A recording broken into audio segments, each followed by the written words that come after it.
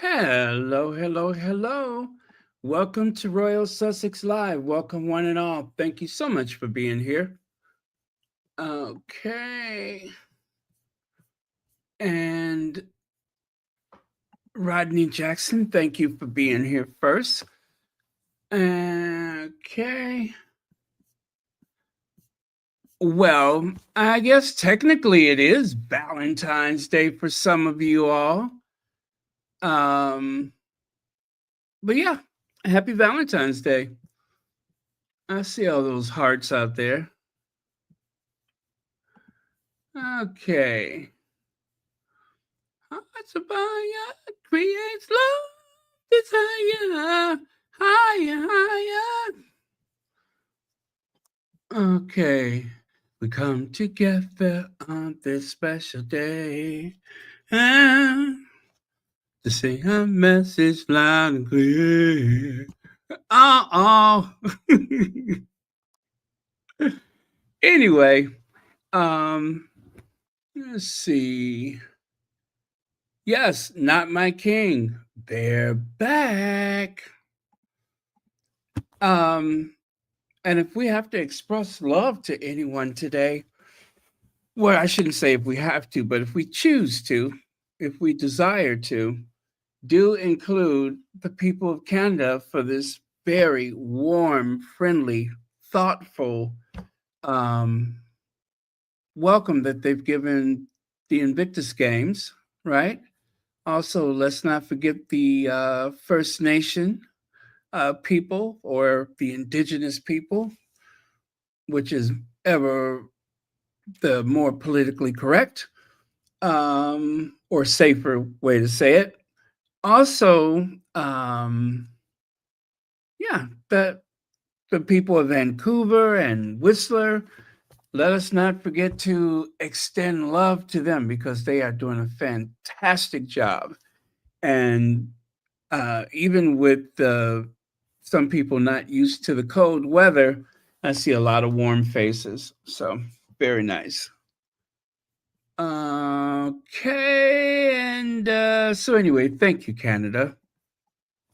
And oh yeah, I'm going to start off with some sound today. Yeah, I'm going to start off playing some sound. So give me a second to set that up. All right, got my phone, my trusty phone here.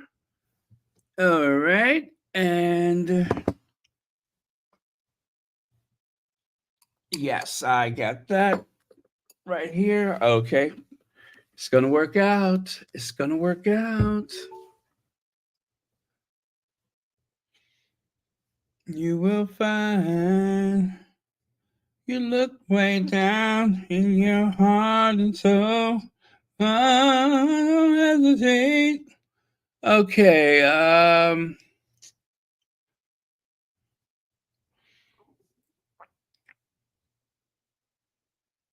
ooh.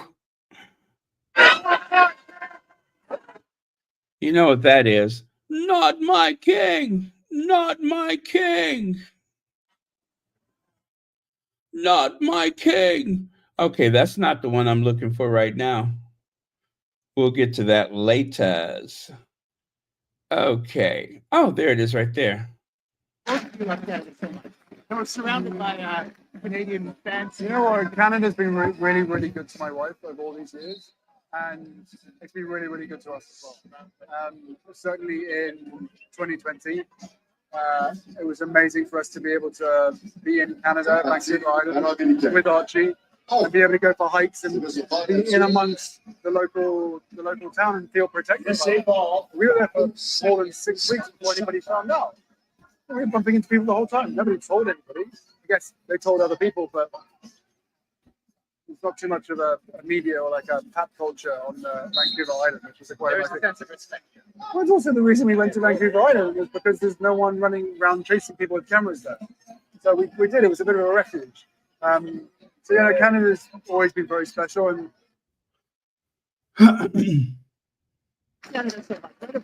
okay. Harry sounds so mellow and relaxed there. I love it. Doesn't he? He sounds so mellow and relaxed. Let me play the last half of that. We were there for more than 6 weeks before anybody found out. We were bumping into people the whole time. Nobody told anybody. I guess they told other people, but it's not too much of a media or like a pop culture on Vancouver Island, which was quite a sense of respect. Well, it's also the reason we went to Vancouver Island was because there's no one running around chasing people with cameras there. So we did. It was a bit of a refuge. Wow. He sounds so relaxed there. Well, there was a little music playing in the background. I hope I don't have to delete that part of it. But it was rather faint.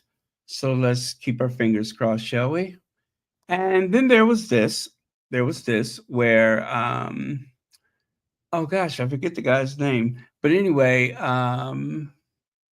he speaks to one of the other anchor people about his experience interviewing Harry, his thoughts about interviewing Harry. So let's get to that one. It's amazing. It's amazing. I think.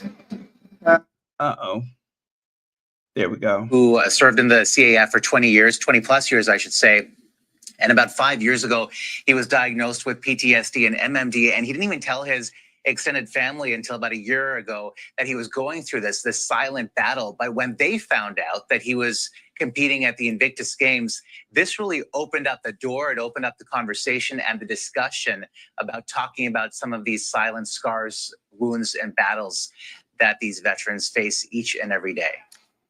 So in terms of Harry's personal life, Omar, I have to ask you, did you go there with him? Did he talk about some of the things we see in the headlines, the rift between the royal family? Was he opening up on that front at all?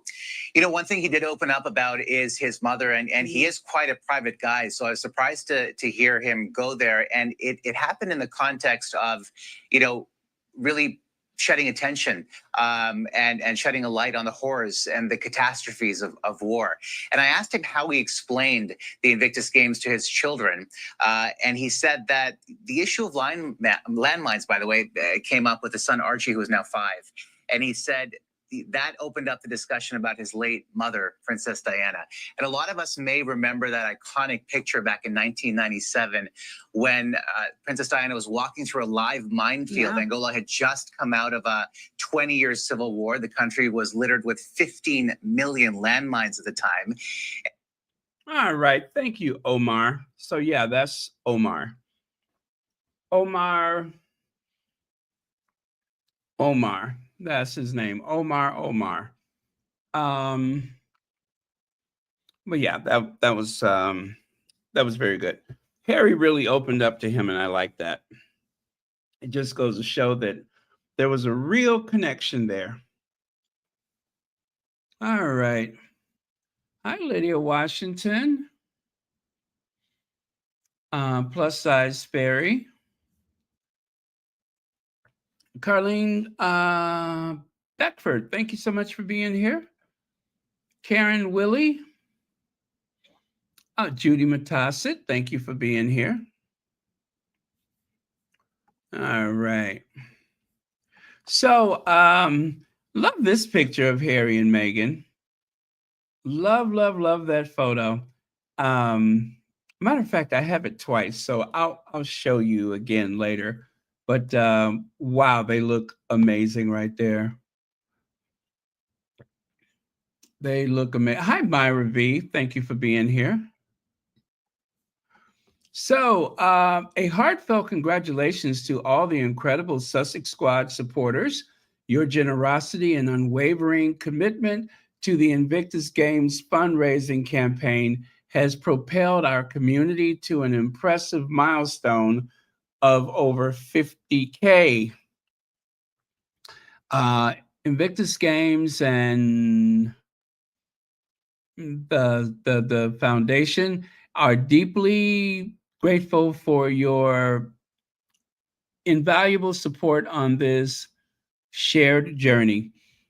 Thank you for being an essential part of this inspiring endeavor. Your contributions truly make a difference. The current total is $67,000. There is still time to donate. It sure is. So, True Patriot Love, that's the link there. Isn't it? Wait, where did I put that link?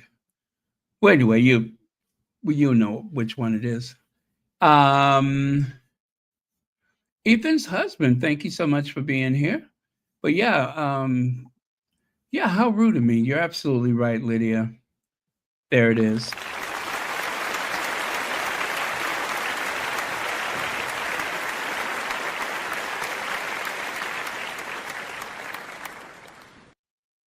All right. Still love this. I can watch this over and over and over again. Let me prove it to you. Let me prove it to you. All right. You don't believe me? Let me prove it to you. It's like my new favorite thing. It is the faint scream in the distance that gets me every time. And of course, the way her head was going left and right, like a little chicken. I don't want to do this. 2 handles there. Okay. Are we ready? 2 handles there. Uh-oh.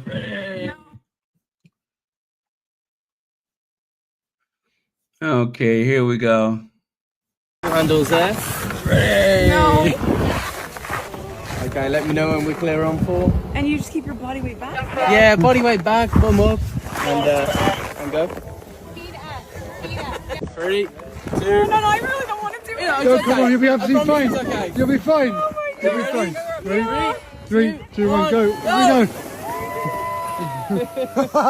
Keep your feet up. Feet up, feet up, feet up.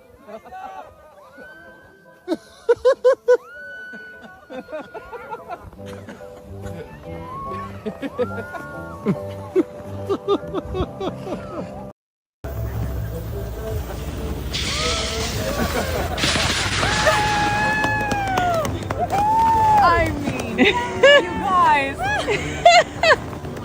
Meanwhile, he's racing on the thrillway with a 10-year-old. Well, we did it. Great job. Great job. Yes, there you go. Okay, thank you very much. Lydia Washington has provided the True Patriot Love Foundation for Invictus donation link. So there it is at the top of the chat. Thank you very much. So, like I said, I have watched this over and over again. It is like my new favorite thing. Choose joy, be joyful. Choose joy, be joyful. We need to remind ourselves to do that every day. Oh, and before I talk about this, let me take a look at yesterday, if you don't mind.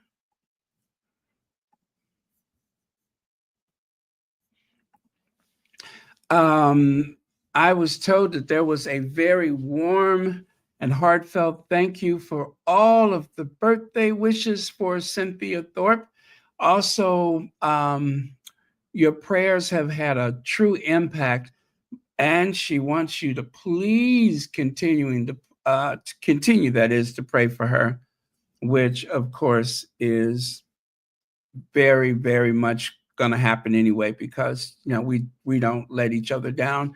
So yes, please continue to pray for Cynthia Thorpe, and thank you all again for leaving those very warm greetings and happy birthday messages. There is a birthday card on the post. Yeah, they used to call it community tab, but now it's on the post. And you'll see a card that look identical to this one. And you just write something in the comments beneath, and we'll make sure that, well, Cynthia already knows that there's a card there. So if you would like to do that, we'd really appreciate it. And yeah, and this is what I think the 80th birthday for her. So that's a milestone, a big round number. And we always go the extra mile for those round numbers, right? The 10 and 20-year-old, 30-year-old, and so on. When you have those big milestones, I think it requires a bigger greeting. So please do that. Thank you very much. And thank you for watching Royal Sussex. All right. Now I can go back over here. Oh yeah, and let us not forget Harry. I did finally have a chance to see him go down the slopes, and that was pretty cool. But not nearly as exciting. I loved it. And of course, we love him, but not nearly as exciting as watching our Duchess come down the slope. And let's see, I only just got a little part of that one.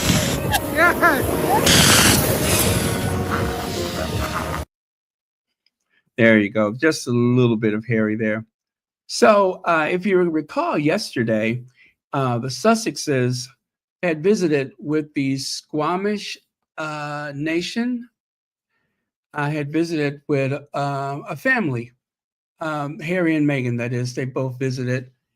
And anyway, it made for some very nice photos. So, righted the wrongs of the past, Prince Harry and Meghan Markle visit Squamish nation. The Invictus Games kicked into gear this week. Prince Harry and Meghan Markle made a special visit to the Squamish nation Monday before heading up to Whistler. Nearly 200 members of the Squamish nation welcomed the Duke and Duchess of Sussex, allowing them to learn about their language, culture, and history. A visit from the royal family has been long anticipated for the Squamish nation, and Counselor Wilson Williams was happy to share and see that moment unfold, righting wrongs of the past. They said this is one of their favorite visits. This is one of their favorite visits. Williams said they said that right away. They said that right away, and just to have a good feeling, welcome, and the story behind it, we truly righted the wrongs of the past. And it continues to say, Williams escorted Prince Harry and Meghan into the building where the council greeted them. General Counselor Anne Womack shared a welcome and prayer in the nation's language. Okay. Let me see. I got another photo for you here. Oh, why is that one blank? There should be something there. Wait, there should be something there. That should not be blank. Oh, well, Meghan's photo is not there. That's what's missing. But there should be another photo there. But that's a nice background image, isn't it? I love that. Wait a minute. Let me grab Meghan. It only take a second for me to do that. Can't leave Meghan out of this. They are co-equals. So we cannot leave the Duchess of Sussex out of this. All right.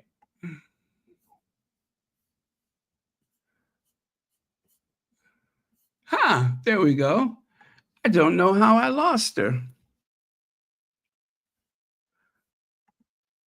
There you go. There you go. So yeah, there was that one and then the other photo. Wow, that was weird. Okay. You can just feel the, oh no, there it is. The royals also attended a language nest, a program that helps children from infants to 3 years old and their caregivers learn Squamish Nation. Learning words from the language and being part of the programming just like any other day. You can just feel the ambiance of good feelings in there. And we got to witness that, William said. The royal couple also crafted a wristband from cedar weaving and a drum and clapper from cedar carving. Wow, okay. A powerful performance from 90 students from the Capilano Little Ones School concluded the visit. All right. And, okay. Oh, I just saw something. Wow, Nicole Tannis became a new member. Thank you very much. And thank you for being the newest member of Royal Sussex. All right. Okay, so it's to say farewell to the Squamish Nation, gifted them dictionary. They gave them a dictionary, the nation's history book, and children's book in the language to read to their children when they go back home, Williams said. A visit from the royal family has been anticipated since the early 1900s when Chief Joe Capilano went to London, England, and never had an opportunity to address the king, leaving a gift instead. This moment sparked people from Squamish Nation to create a petition saying that we are still thriving here. When King George VI and Queen Elizabeth went to Canada, wide royal tour in 1939, they passed by the community despite trying to welcome them with a gift exchange and a meet and greet, Williams said. That was heartbreaking for our people at the time, Williams said. Oh my gosh, that is heartbreaking that the Squamish people showing all of that respect and consideration to, let's face it, the colonizers. Oh, that's heartbreaking. Trying to show that level of respect and consideration. And it just did not seem to have been reciprocated until, this visit, even though they were not representing the crown. That's oh gosh, that bothers me.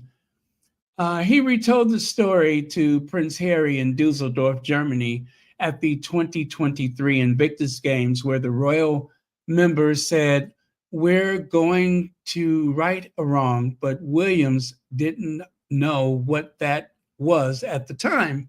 But after the visit, Williams sees positive change moving forward. you look at overcoming a lot of heartbreak from our people, from the royal family, it definitely changed perspectives, that is, and a changed outlook, because now only we can look up in regards to building that relationship and keep moving forward. Like I said, that's so, why does that bother me so much? It's just a lot of painful history with all of the indigenous native people everywhere, everywhere. But I think about some of the stories that I've heard about the way they wanted to reprogram or to, what do you call it, indoctrinate, assimilate, where they would just take kids from their families. It's just hard not to think about that. And still, with grace and dignity, they welcomed a prince of the realm and a princess of the realm into their home.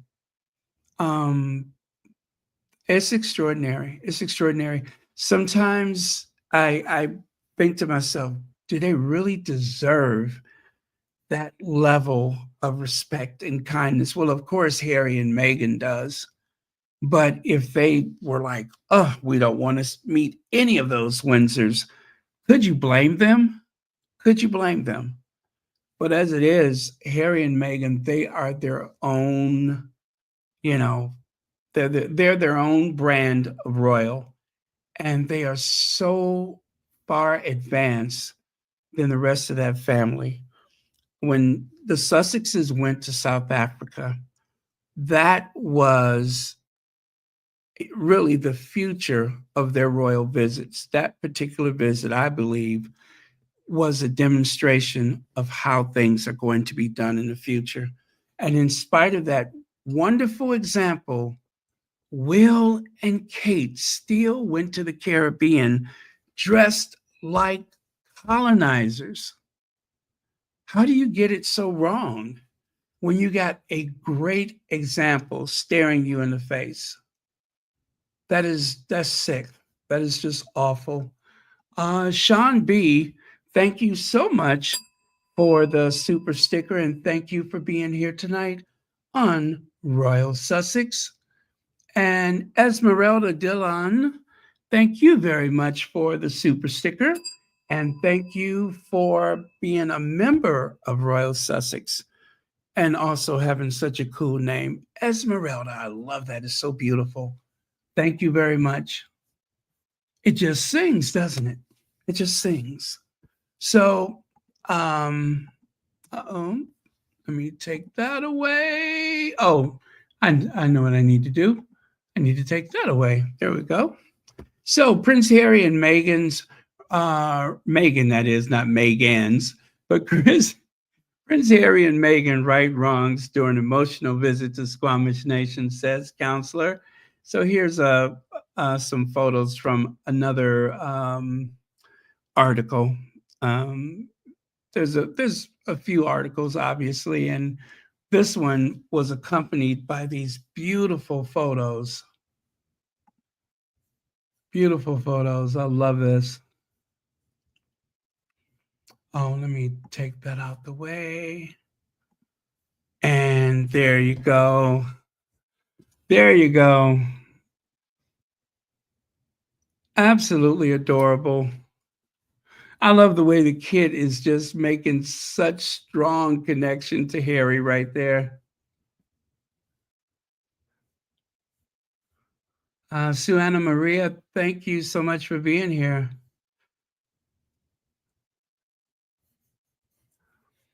Ulibi says, I visited a Native community in Quebec a few years ago. I was fascinated by their culture and traditions, but heartbroken by the stories of atrocities they went through under the French and British. Yeah, that's exactly what I mean. It's hard for me to disconnect that. It really is. And if it's that difficult for me, imagine, their story. And for that matter, being the fact that it is Black History Month, if there's ever a time of year to be reminded of our own story as African Americans, as Black Americans, this is the time of year. But because of the contributions of the Africans here in North America, believe me, the United States history and Black history is one and the same. You can't have one without the other. It's impossible.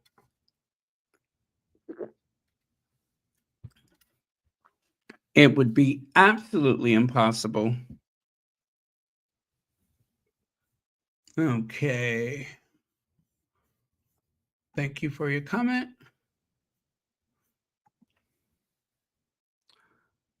Family that actually gets it as far as how a normal human. Yes, very true. And hi, People's Duchess. Absolutely. Harry just gets it.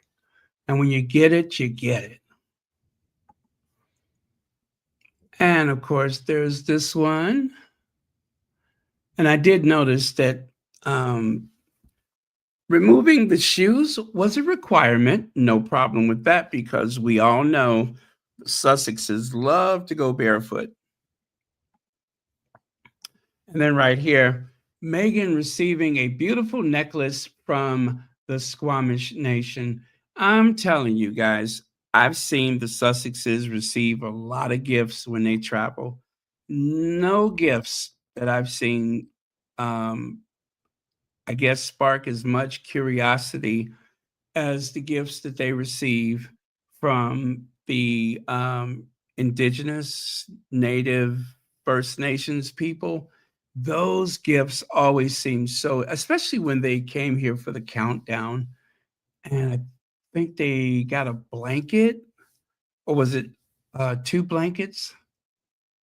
And oh my goodness, it was something else carved out of wood, maybe. And I'm like, wow, I bet you that is absolutely beautiful to have in your home. And especially the fact that it tells a story. Right? The blanket is all about the blanket. I saw that blanket and I'm just like, I gotta have that. Gotta have that blanket. And I don't even think it was opened up all the way, and you just know. There's something about a nice hand-woven fabric, knowing what was put into it, right? The love that was put into it. And it just seems like it makes such a monumental difference compared to some mass-produced something. So, yeah, that is something that I am sure has been like part of a, I guess, Montecito tea in front of a warm fire type of event. I mean, that would just be an event. Just having something as beautiful as that would be an event every time I used it. I mean, look at there. Look at the way she's just she has her hand on her chest, because I'm sure she could just feel how special this gift is. So, wow, I'm a little jealous, and I'm also very glad for them.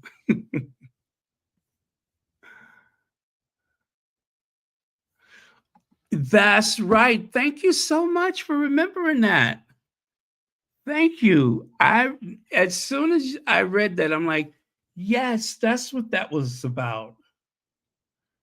Absolutely. Absolutely. Well, I got to stop thinking about that blanket, because I am low key obsessed with that blanket too. Okay, let's move on. And check out that beautiful artwork.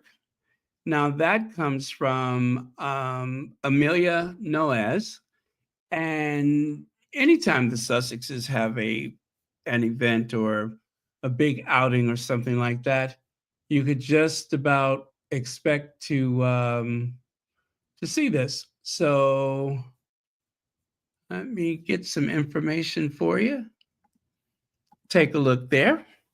I'm thrilled to introduce Art for Good. As part of my dedication to giving back, I'll be donating a portion of the sales to charity. 20% of the purchase will benefit the Invictus Games Foundation. Choose between a digital download or an 8x10 physical print. You hear that? You can have the digital download or an 8x10 physical print. Now, as you can just barely see it, it says amelianoesdesign.com/collection/ I think that's what did I just say? Oh yeah, Art for Good. That's it, Art for Good. It cuts off the last part of it though. But there she is right there. Amelia Noes Designs. Interested in working with me or collaborating on a project? Contact me at hello@amelianoesdesigns.com. So if you want to make a donation, there's not a donation, but if you want to purchase something and you're interested in that 20% going to charity, there's that one on the left side, and then here on the right, that is how you can contact her for other things. And if you're wondering what those other things are, well, let me just tell you,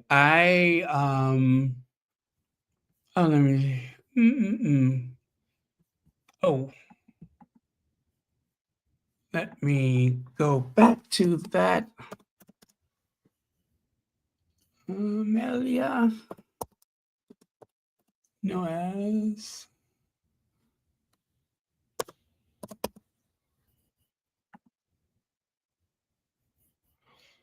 Okay.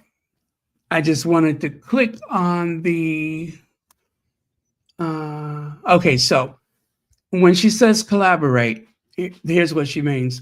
She does wedding stationery, press and portfolio, licensing. She has a store, apparel, shop custom, art for good. Yeah, so you just have to go to her website to see everything. And you could also read about her. Amelia Noes is based in California. She's an artist and an entrepreneur. Her artwork focuses on fashion, the royals, beach life, pop culture, Hollywood glamour, animals, patterns, and motivational artwork. So, yeah, that's what she says there. So, and one of the reasons why I love to promote her artwork is number one, I just love the artwork, and number two, we had a fundraiser before where she auctioned off some of her artwork. You know, not a portion, but she auctioned the entire artwork. So that was really nice. And it was to help the squatties on Twitter with a fundraiser. So very, very nice lady.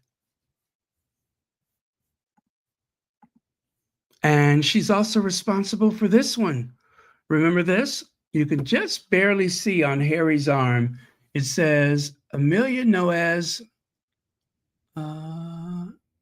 Yeah, well, I can barely see that. But yeah, there you go. She's responsible for that one. So when you see this style of, I guess you can call it abstract, maybe. Well, when you see that, that is her signature style.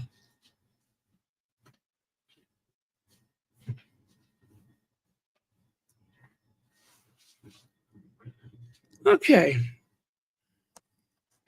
I just had a seat in my non-squeaking chair. And next, The brazen hussy. Meghan Markle's brazen hussy critic sparks fury. Call the police. Call the popo. Yes, call the popo. As you know, Tom Bauer, that very pompous Tom. Matter of fact, I shouldn't call him Tom Bauer. I should call him Tom Pompous because he is a very pompous individual. And he had to call Cassidy to show up at the Invictus game and just sat down. And if you listen to Petal the other day when she graced us with an appearance on Royal Sussex, she said she looked over her shoulder and she was like, "You gotta be kidding me." To the likes of which I could barely laugh because of how weird my voice has been lately. But still, I let out a big one that time because it was hilarious, but also very serious and very disturbing that he was there, especially given the statement that he made about the Sussexes must be obliterated to ensure the survival of the monarchy. That is some very strong language coming from someone who possibly allegedly needs chemical assistance to, you know, to fully, yeah. Anyway, as I like to say, Tom Bowers, hey, he doesn't have a resting you know what face. He has a resting, hey, where are my enemas face. He looks like he cannot wait to get home to give himself an enema. He has, I need an enema written all over his smug, pathetic face. And he is, if you open up a dictionary or encyclopedia and you look for the smugalopolis, I'm sure there's a scientific word for it. Tom Bauer would appear. Tom Bauer would appear. He has been so brutal with his attempt to take down the Duchess of Sussex. And I still remember when they were trying to promote him, they were like, "Oh, Meghan is going to be very upset when she learns this." Tom Bauer, and they were just going on and on about what an amazing writer he is and how he can seem to get to the information that no one else can. And all it was a bunch of rehashing old stories with a new spin. Old stories with a new spin. He said nothing. It really did nothing but stir up the derangers. But aside from that, the book was a failure. He's a failure. But what it did buy him was a consistent space on the panels of various shows, one-on-one interviews. And if you're wondering, where does the brazen hussy come from? It was because Meghan and Harry were in a vehicle for, I think it was Trooping the Colors. And Meghan waved to the crowd.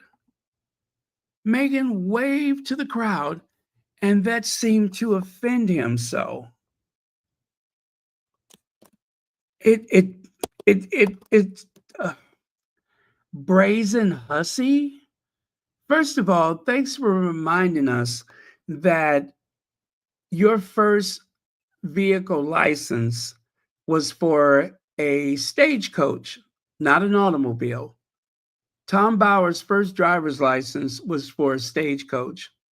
So thanks for thanks for reminding us that your first driver's license meant it was safe for you to operate a horse and buggy, because only people from that era still use the term hussy. I mean, come on. Only people from that era.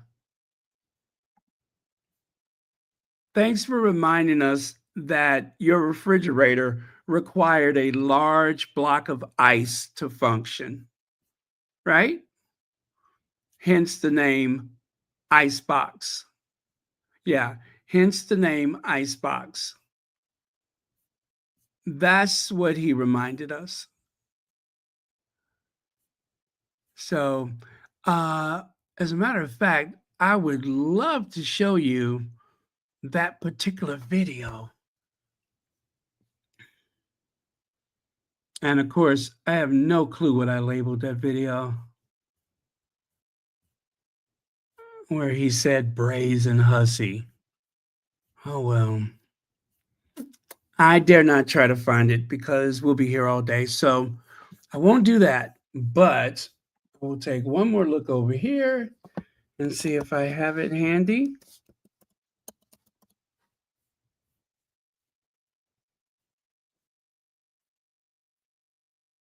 And do I? Or don't I?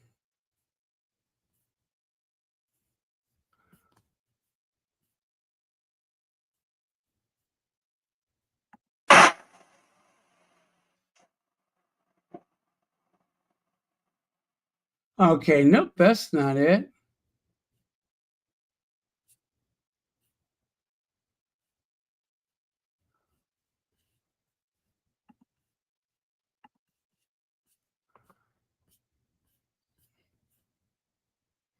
Okay, never you mind.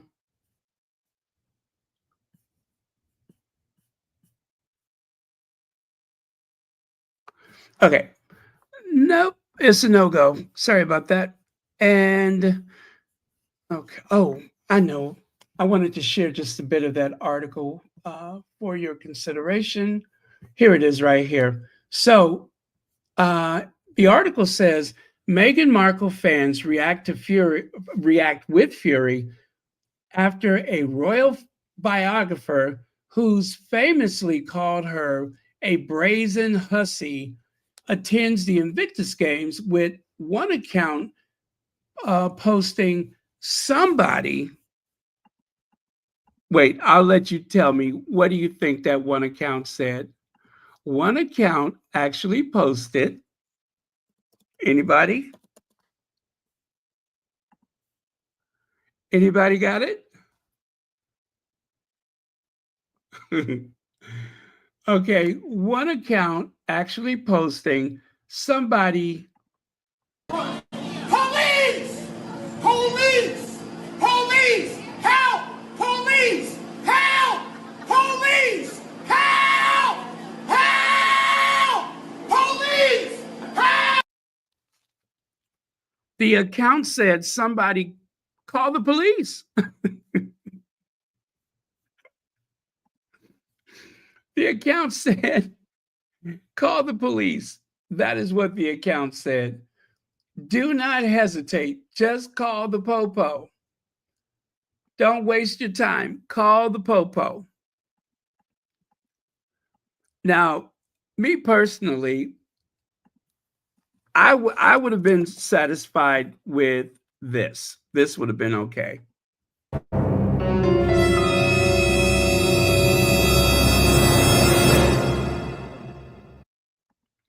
That right there, we needed one of the aunties to do that.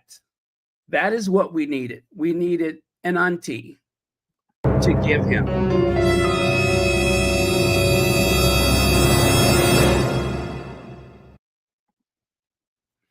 And that's not to say that Petal didn't, but it seemed to me like Petal actually, stood up.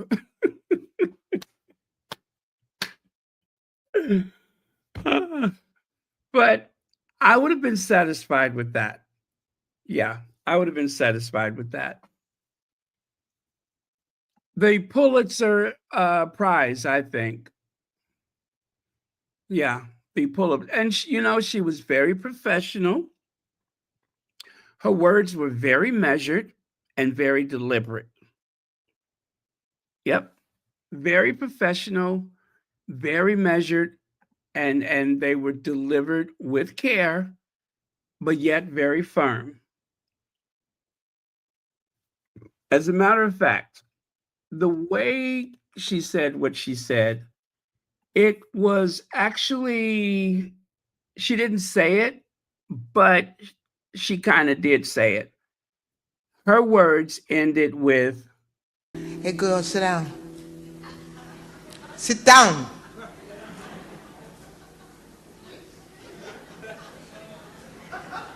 Sit down.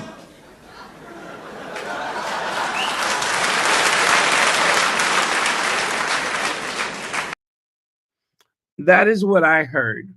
I know she said something else, but that's what I heard.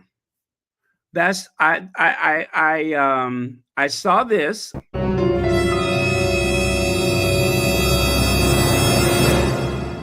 And I heard that. Sit down.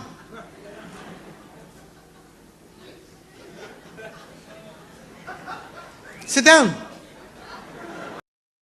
So, if I had to describe that moment in my spirit, I heard sit down, and I also saw a look, right? Now, of course, we didn't actually see pedal, but that reaction could have only been the look.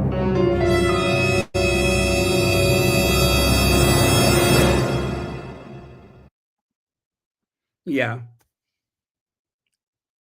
It was implied, okay? It was implied. That's all I'm saying. It was implied. Anyways, let's see, what else does it say here?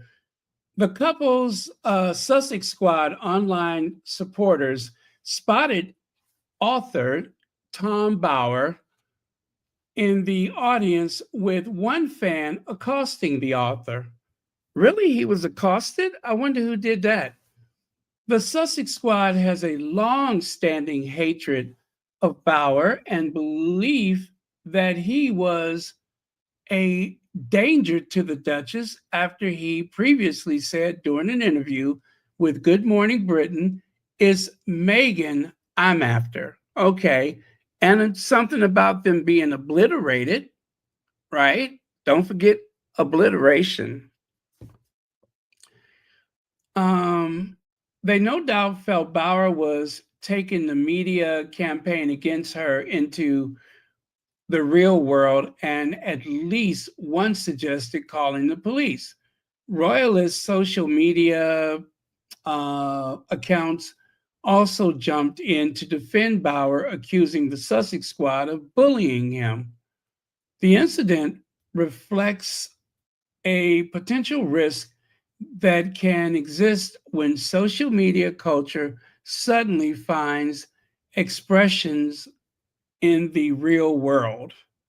Well, they love to say that social media is not real, but it has caused a lot of very serious real life problems, right? For people like Carolyn Flack, it was real enough. It was real enough for Carolyn Flack, among others. So yeah, it's a real place. Let's see. What to know. Footage posted on YouTube and circulated on Twitter show one fan approach Bauer and asked, "Why are you at Invictus?" To which he replied, "Oh, well, I'm just here, just having a look." I don't think he said he was just having a look. He said that he was here to see the country. He wanted to see Canada. Isn't that what he said? He wasn't just here to have a look. He was implying that he was on vacation, that he just happened to be in Canada at the same time, which I think was, being a bit evasive. if you will. We all know the real reason he was there. The real reason for him to be there is so that when he writes something nasty, something in all likelihood that will be made up and totally untrue, that he can throw the pretense out there that he was able to acquire some inside information, or that he spoke to an insider or someone close to Harry and Meghan. Whoever's close to Harry and Meghan, one thing's for sure, they could not be between this old man and the toilet. Because I'm telling you, that pathetic look he has on his face is someone who's having issues. They're having issues. So I'm pretty sure after he walked away, his next stop was prune juice. Prune juice. I gotta stop. Somebody might be eating breakfast. And of course, let me see. He says, I'm just having a look. Sure, really, the woman said. That's why you came here to see. Or is it just because you know Harry and Meghan were going to be here today?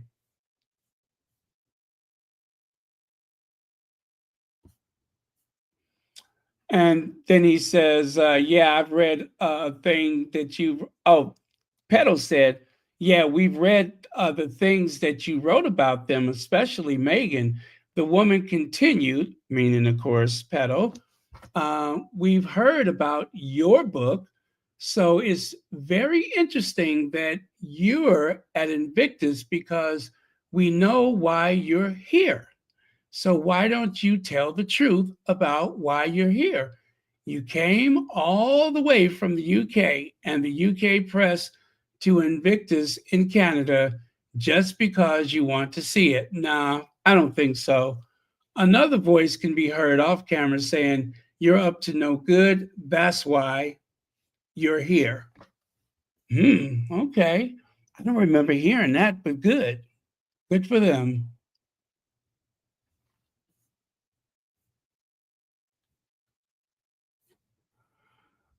Oh no, listen to this. Listen to this.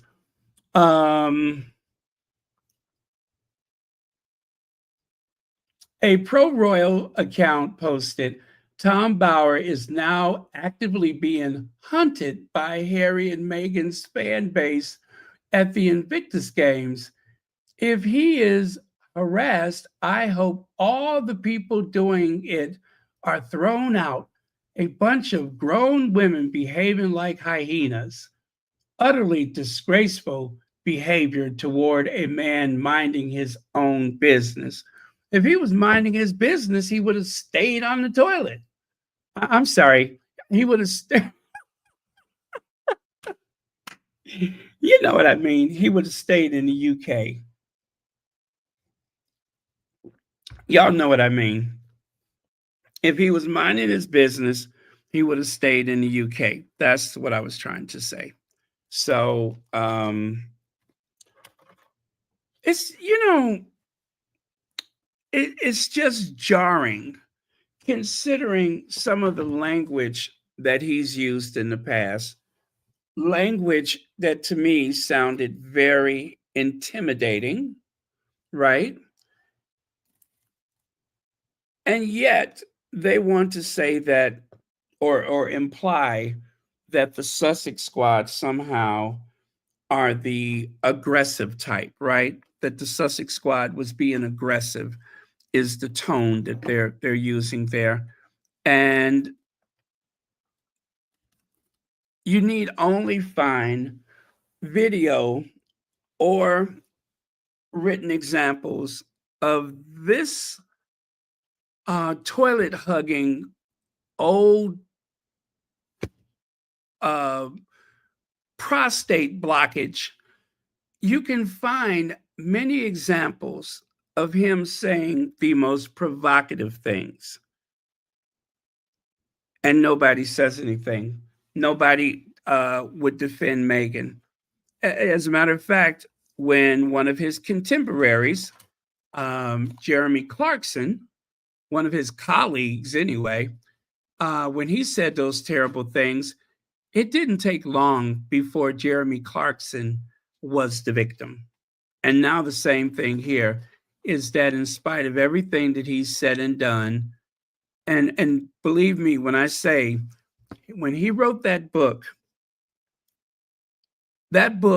was an implied threat against Meghan, not a physical threat, but just that the book was going to be so, I guess,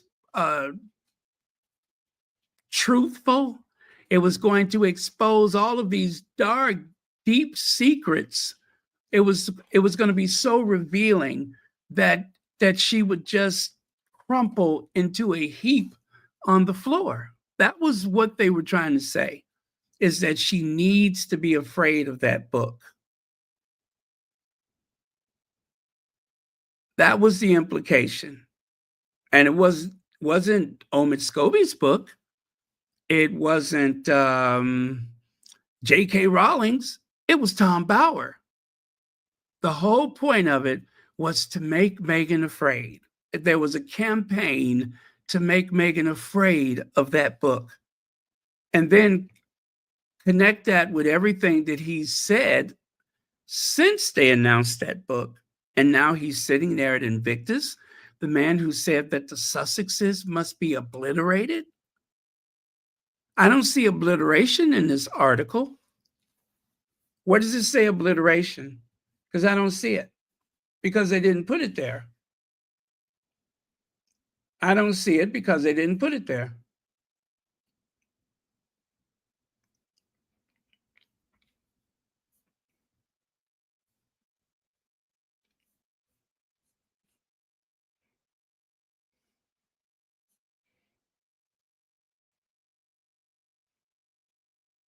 What happens next? No doubt Harry and Meghan will look to continue enjoying the Invictus Games without becoming involved in any of the argument over Bauer. They probably didn't even know this man was there, to be honest with you. They probably didn't know he was there. He's sitting by himself, isolated away from everyone.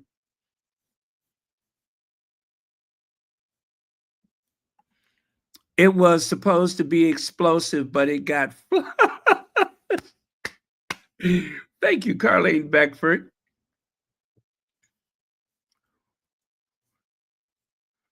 Let me see here. Book was written in crayon.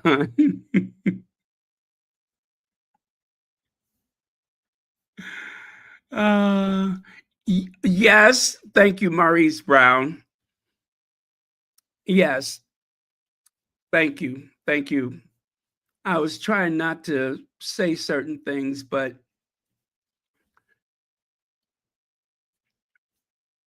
I just remember the tone that the media used in promoting that book. And he was right along with all of the people that interviewed him before that book came out. He was playing right along with it, as though it was going to be something that would destroy Meghan, that she ought to sit up late at night. The only reason why I doubt if that would ever be the case is because Meghan has been vetted again and again and again. Meghan has been investigated and vetted like she's running for president of the United States. There was nothing before Tom Bauer mentioned his book, and there's certainly nothing now. They have nothing on Meghan, nothing. And I'm sure it made a lot of people nervous, thinking, oh, he must have something. I never thought so. I figured it was just a bunch of hype. What I didn't think is that he would just regurgitate all those other stories, which is what happened. He just pretty much put his thumb on the scale and just made some already bizarre, untrue things even more bizarre and even more untrue.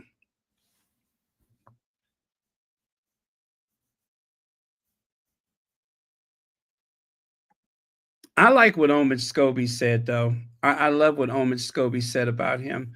I'll share that with you, and then I'll go on to the next thing.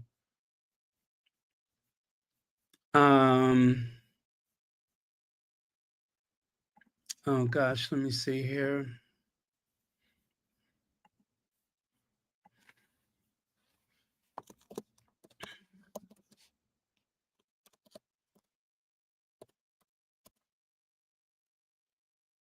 All right. And it had to do with Tom Bauer's book.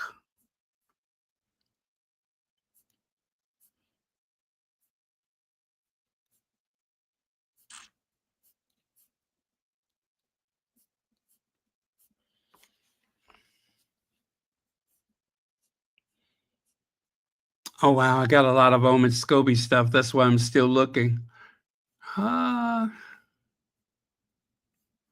Oh, there it is right there. And to me, this sums it up perfectly. This really sums it up. Oh, good. Another angry white guy writing about Meghan Markle. Thank you, Omid Scobie. And Richard Eden, of course, tried to make Omid Scobie the victim. I'm sorry, the villain. Omid Scobie is the villain, and Tom Bauer is supposed to be the victim. There can be no clearer case of prejudice than judging an author not on his writing, but on the color of his skin.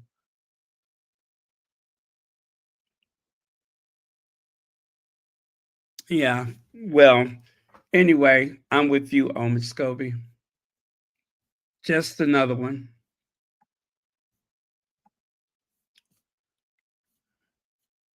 Okay. And Shelley L says, "Hi, Baron. Hello, squatties. Do you think he's possibly the reason behind Meghan leaving early?" Absolutely not. Meghan had already planned to leave. I do not believe that Tom Bauer at any point was close to the Sussexes. Where he was seated, this is about as good as it gets for him. If anything, I'm going to assume that Tom Bauer is the one who left earlier, but no, it had nothing to do with Meghan leaving. That was already predetermined. Meghan arrived later for the Dusseldorf, and with this one, she was planning to leave sooner. So I just think it's very important that everyone remembers that they do have some small children at home, and they, however they divide their time with grandma and whoever else and themselves, I'm sure that they have a formula that they use and it works for them. So I wouldn't even dream of giving Tom Bauer credit for that. And I just believe that it was already determined that she would leave. So, but there's also Meghan's lifestyle show coming up, and they are business owners, right? They have a production company, and they also have a foundation, among other things. So they have plenty things to keep them busy. But thank you so much for your super chat, and thank you for being a member of Royal Sussex. Okay.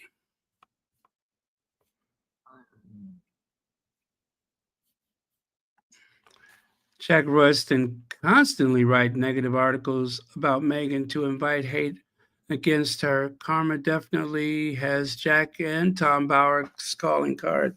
Gosh, I hope so. You know, one of the tabloid writers, journalists, whatever, said, "People pay me for my opinion. I'm being paid for my opinion." And that serves as the excuse for writing hateful things about the Sussexes every day with a particular nastiness toward Meghan because they're being paid for their opinions, right? Also, I saw a headline today that one reporter that I referred to as the albino assassin, has an article that is fixated on Taylor Swift, I believe Oprah Winfrey, and Michelle Obama. And there may be some other people. And and by the way, I didn't read the article because it's just something that makes your blood pressure go up. So I didn't read it. However, I'll say this. Knowing this person, the one who went to the Ms.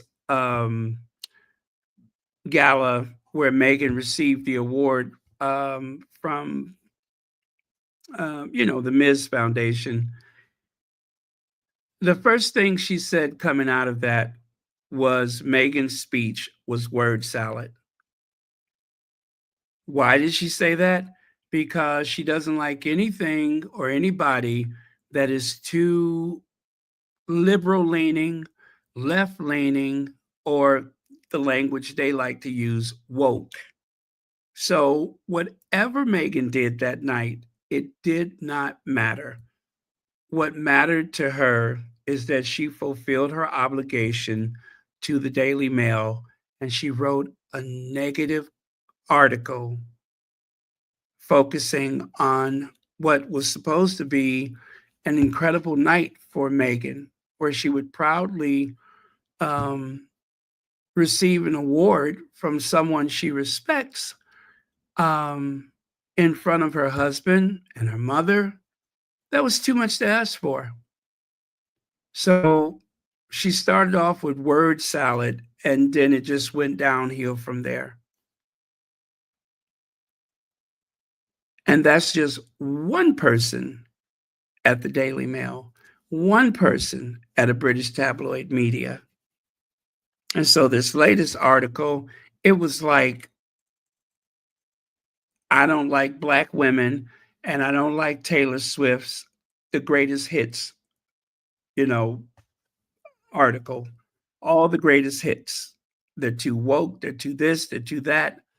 And that's the unfortunate thing for Harry and Meghan is that when they left the UK, it was post-Brexit, and it's deeply steeped in the middle of a culture war where the right wing is fighting for its life. Not the left wing, the right wing, because they don't have a whole lot of options left.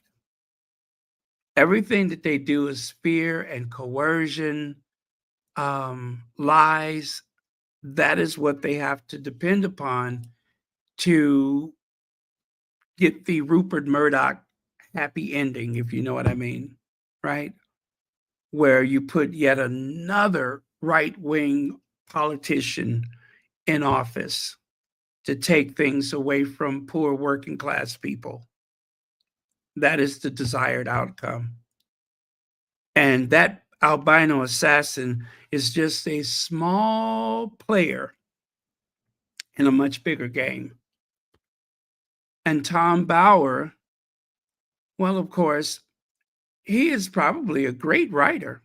A lot of these people, they're wonderful writers, but the garbage that they write, on-demand hatred is what it is. On-demand hatred. I think Jan Moore, I think she's an amazing writer. I mean, the things that she's written, I'm like, wow, this is clever, but it's full of hate. It's full of hate and sarcasm. and hostility towards someone she never met about things that do not remotely describe who she is as a person. And I'm speaking of Meghan, of course. So you have all of this talent that spends its day cranking out crap. I don't know whether Jack Royston is good or not. I just know he's an opportunist. But thank you so much, Cookies and Cream. Connie Bomber. Hey, Connie Bomber. Thank you so much for being here.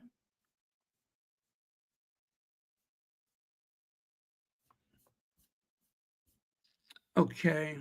All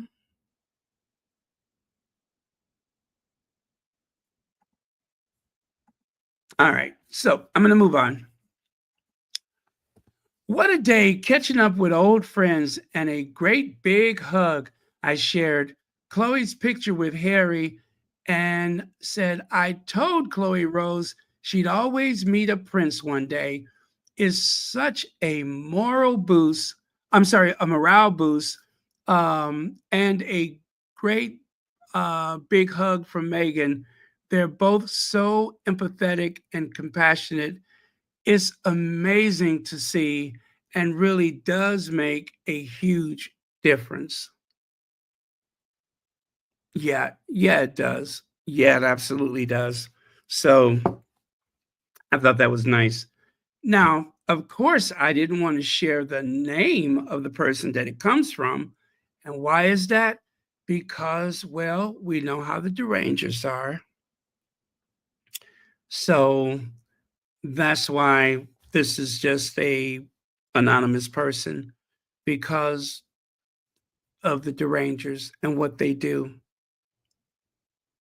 They do the best they can to make someone's life miserable just for wanting to be happy. So yeah, whenever I don't list a person's name, that's why, because sometimes I just have to make a judgment. Does this person want that? Have they ever experienced that before? Probably not. So let me just leave their information out of it. So there you go.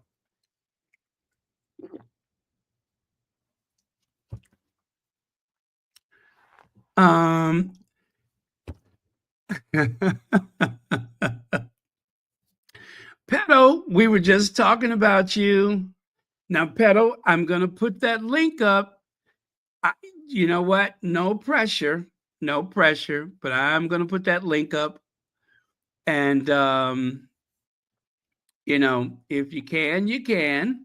But if it's not possible, then that's okay too. And I promise you, we're not going to keep you a long time. We're not. We're just not. Okay.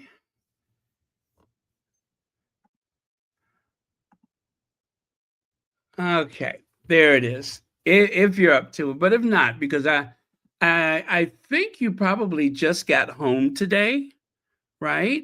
I think you probably just got home. So I think I heard that you were going to leave, before most people. So, or before the closing ceremony. I believe that is what I recall. So anyway, thank you so much.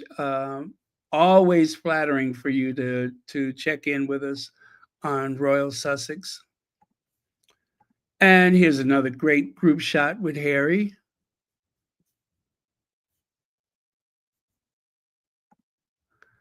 And this one right here, unmissable event happening today. Get ready for an inspiring, powerful conversation on the role of sport, support, and resilience in the healing journey. Join Richie McCaw.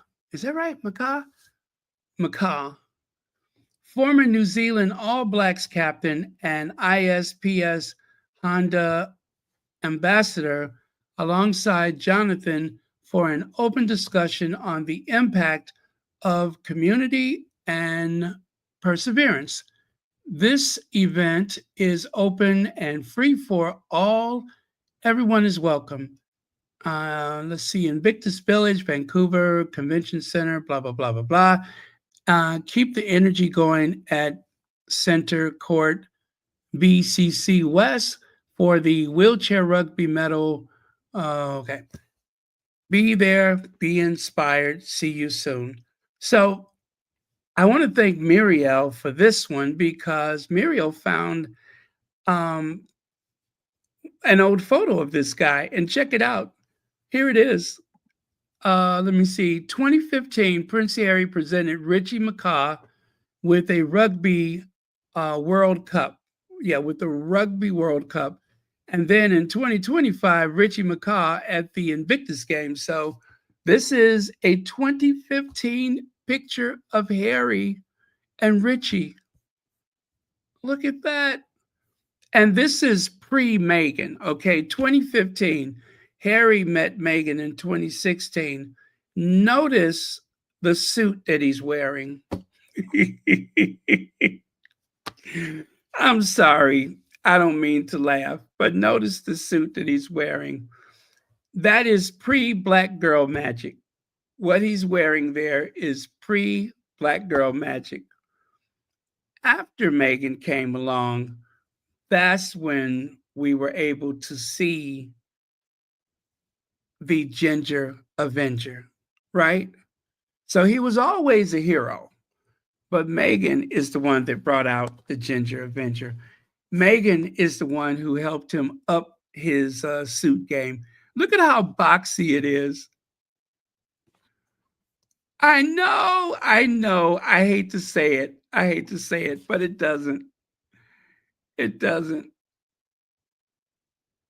Yeah, he has a lot of hair there. That was 2015.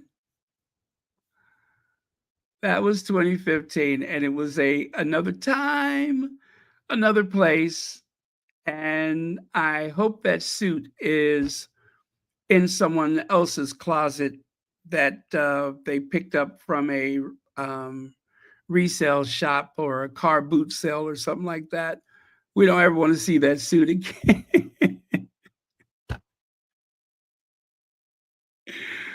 Oh, when I saw that, I'm like, who the hell is that?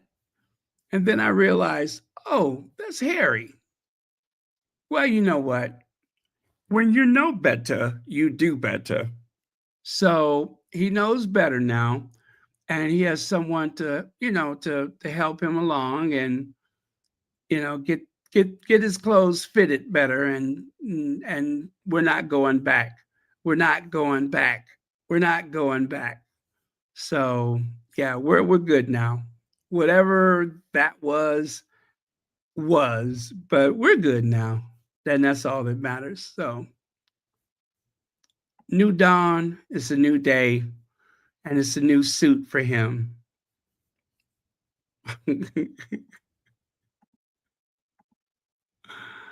Oh man. But yes, thank you, Meghan. Huh? Look at how he just feels it. He can feel the cut of that suit, right? That finely tailored, crisp look that he has. He not only wears it, but he feels it. It is now part of him. It is like a second skin, like a hand to glove. That's what he is now. But either way, we love him. He's in a nice suit. Oh man. Just saying. Let me see. I'm trying to find a good example of him in a video besides the other one that I have there. But okay. Let me see. I think Petal just chimed in, so we'll talk about that some more later. But let me check. Yes, there we go. Petal. Hey, Baron. How are you? You're back home now, right? I am. I got in very late last night, and of course, that I was working all day today. Okay. So yes, I just happened to turn on your channel, and I was like, "Wait, what?" Well, So I as missed some of what you were saying, but then I got up. It sort of got caught up a little bit. I had no idea this stuff was happening. I have not been on X really in a few days to really check it out about that stuff, and I was just like, what on earth? well, there is an article in Newsweek. Oh, Jack Royston, of course. Nonsense. Yeah, and let me see. Well, anyway, I'll let you take a look at it at your leisure. But You don't even have to. It's Jack Royston. We know what Jack Royston would write. yeah, He's very obvious. Hello, squatties. By the way, I'm so sorry. I just jumped in on your conversation there. no, I'm glad you did. I'm glad you did. And I just saw it. It's like, oh, you put a link. I was like, okay, I'll come in and just see what's up with that. It's just, I mean, they're still talking about that. That was just like what, 4 days ago, 3-4 days ago. It's like old Well, news. what you may have missed is, well, you probably did miss it since you just got here, but one of the squatties asked me if I think maybe Meghan left early because of Tom Bauer. And I said, I don't think he got any closer than where he was that moment. No. That's no. It was so funny because Tom Bauer, where Harry and Meghan were sitting, it was where more of the people were. We were in sort of like the sections behind the goalposts. So if you see like a lot of shots, and I took a lot of photos from that angle, is where not a lot of people were sitting because people were sitting more on the sides where they can see both team and weren't affected by the goalposts. And so he was sitting there, and he was just there by himself. And the funny thing is, the minute the game ended, like a second later, he was gone. Mhm. And so he ran out of there. And the funny part about this is I saw him on the next day. Actually, I was visiting one of my friends. We were visiting one of our friends at another hotel, and he was there. And so if I wanted to, harass him or any of those things, I would have gone up to him. But I'm very much respect people's privacy when they're at hotels or whatever. So I would never, do stuff like that. But he just seemed like this. Honestly, he just seemed like this old, pathetic older man that is just, I don't know. It and it's very it was just so sad looking in a way that part of me, and I think probably because I was raised by my grandmother, that people like that is just like you kind of feel sorry for them in a way. But then you think about all the nasty things that he's written. And I think one of the things my grandmother always told me as being raised by her is like, as you grow older as a person, you want to become a person that is that young people would look up to. You want to be an example that young people would look up to. And so for me, watching this man who is, I don't know what his age is, probably, I'm sure he's pushing 80 around there, or at least he looks that way. And to see somebody at his big old age or older age doing what he does and being as nasty, it's so sad to me because I just think of how I was raised in the Caribbean. It's like you get older, you want to be a person that young people could look up to and respect. And so when I saw him, just this old man, I was just like, oh my goodness. Then knowing the things that you do and how vicious you are and just revel in the viciousness and nastiness, who would want to look up to you as an example? And so for me, it's just very, very sad looking at somebody like this and the kind of culture that they have in the UK, that this is what they produce at his ripe old age. And I'm like, dude, you're going to go to your grave being this nasty person? He I crossed just, an ocean and crossed a continent yeah. for what? Which is For which is what? why I was asking, like, why are you here? Because judging from what he wrote, his purpose for writing the book about Meghan, especially, was to destroy her. And This that is is at what his bothers ripe me. old age. Yeah. So I that's why hate I it. asked.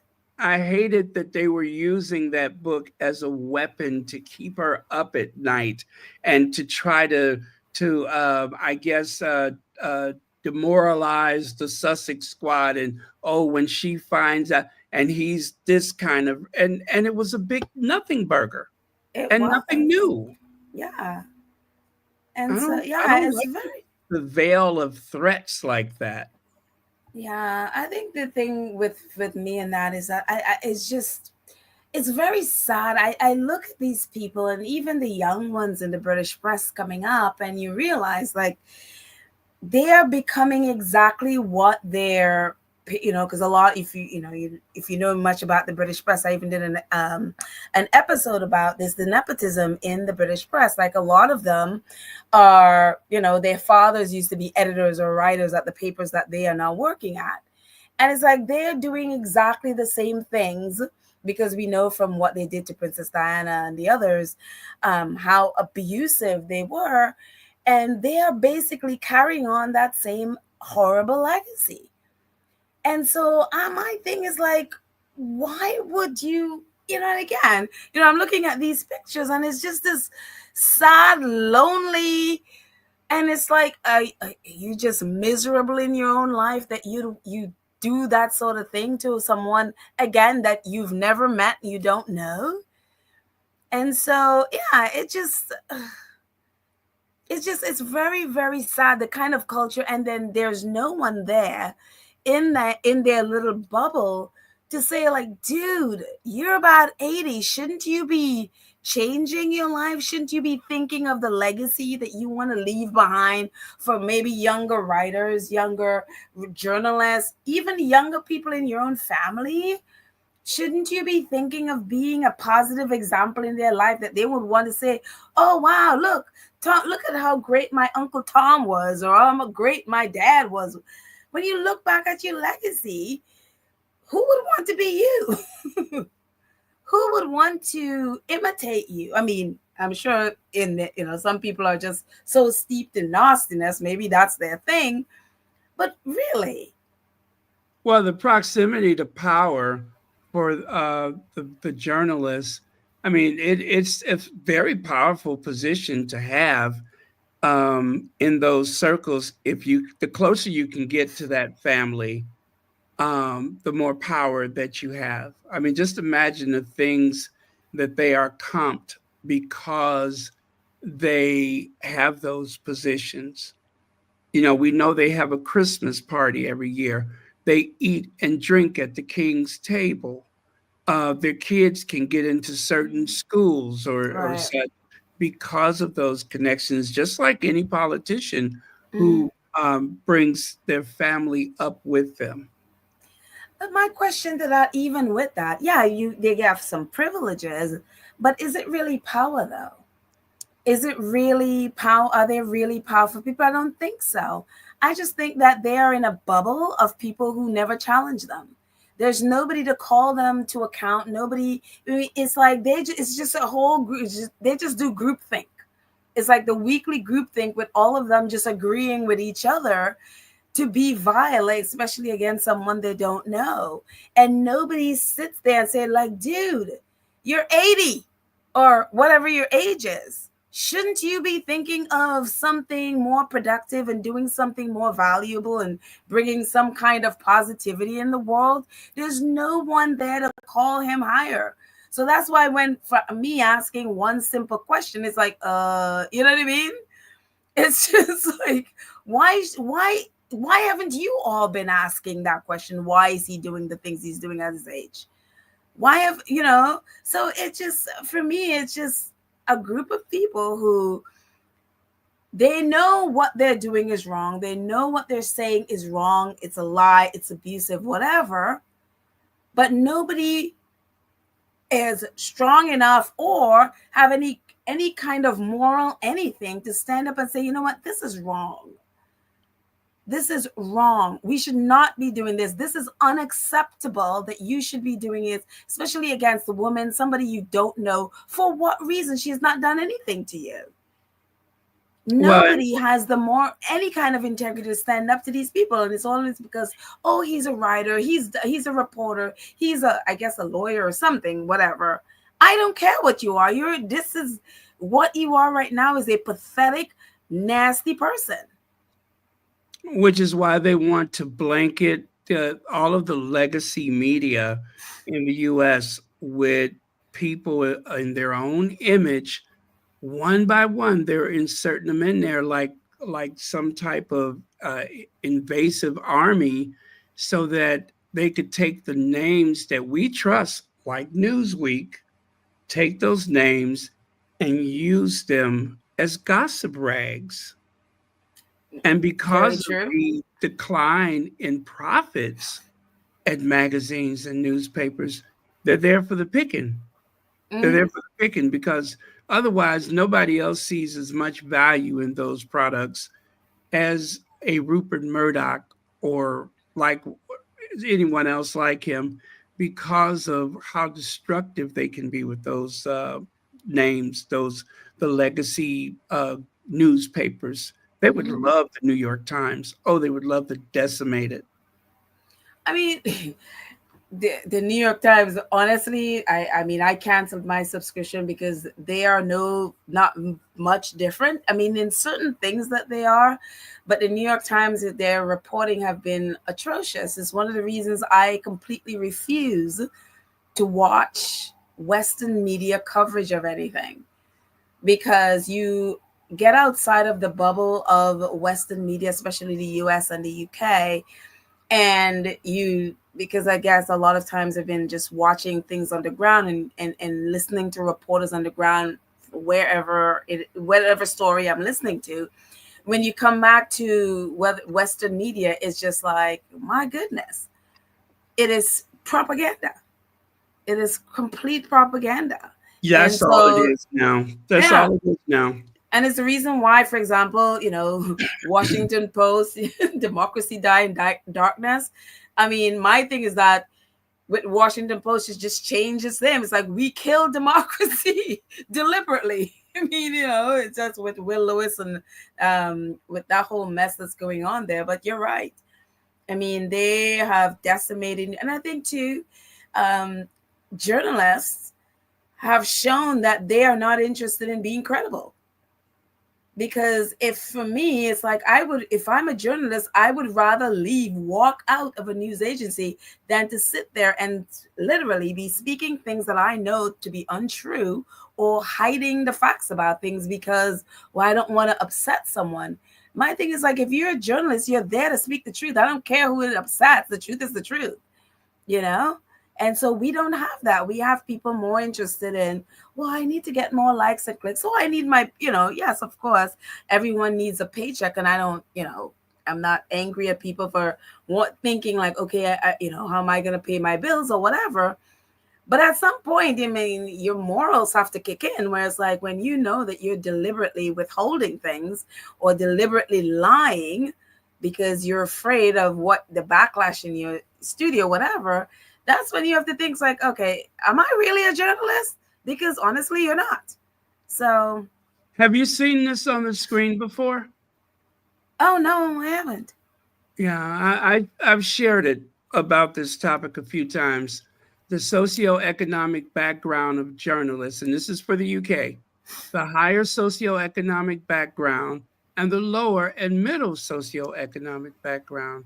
And so when it comes to the British media, you have 16% versus 84% of the journalists that come from, the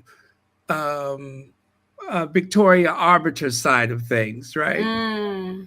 And then when it comes to editors, you have 73% of the editors are posh and toffs and have gone to the right schools, whereas 27% has not.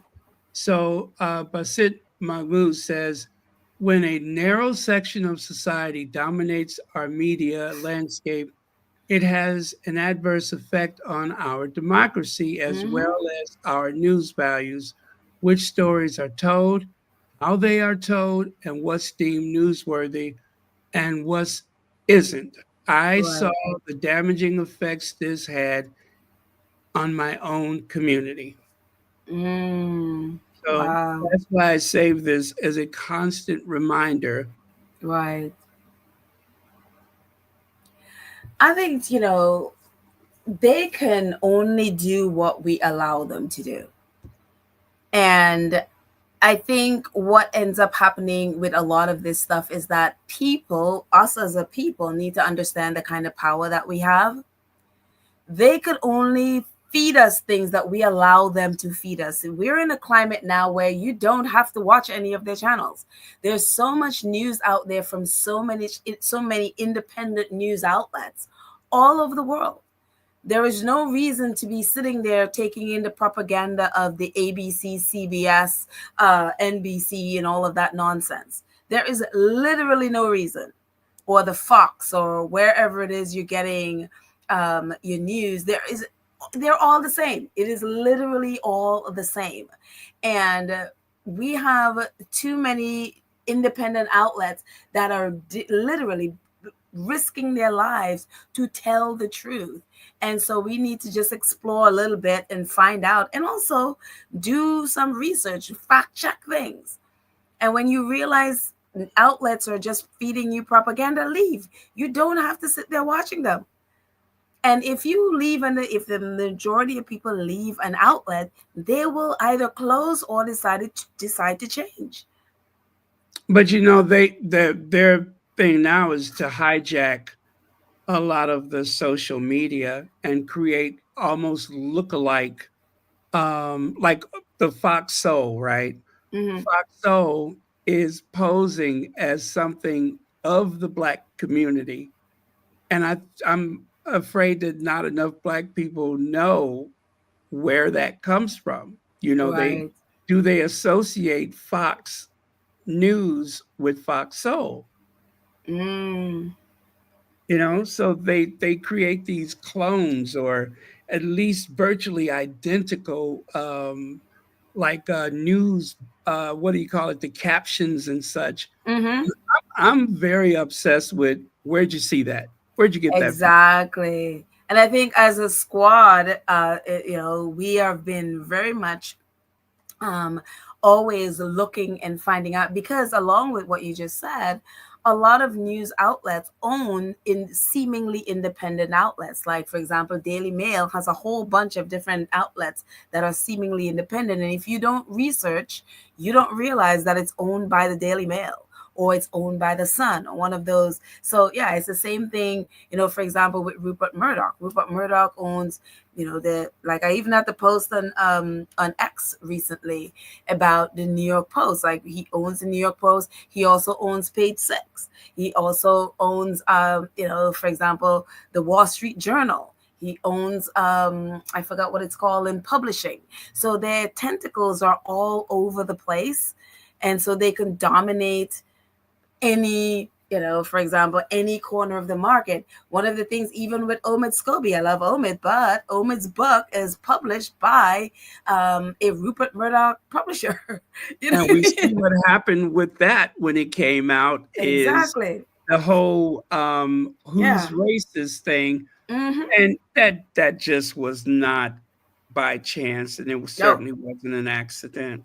No, I think it was. I think it's HarperCollins that is the publisher for Rupert Murdoch. Yeah, and that they're the ones that publish Omid's book. And so you do have to do your research with stuff like that.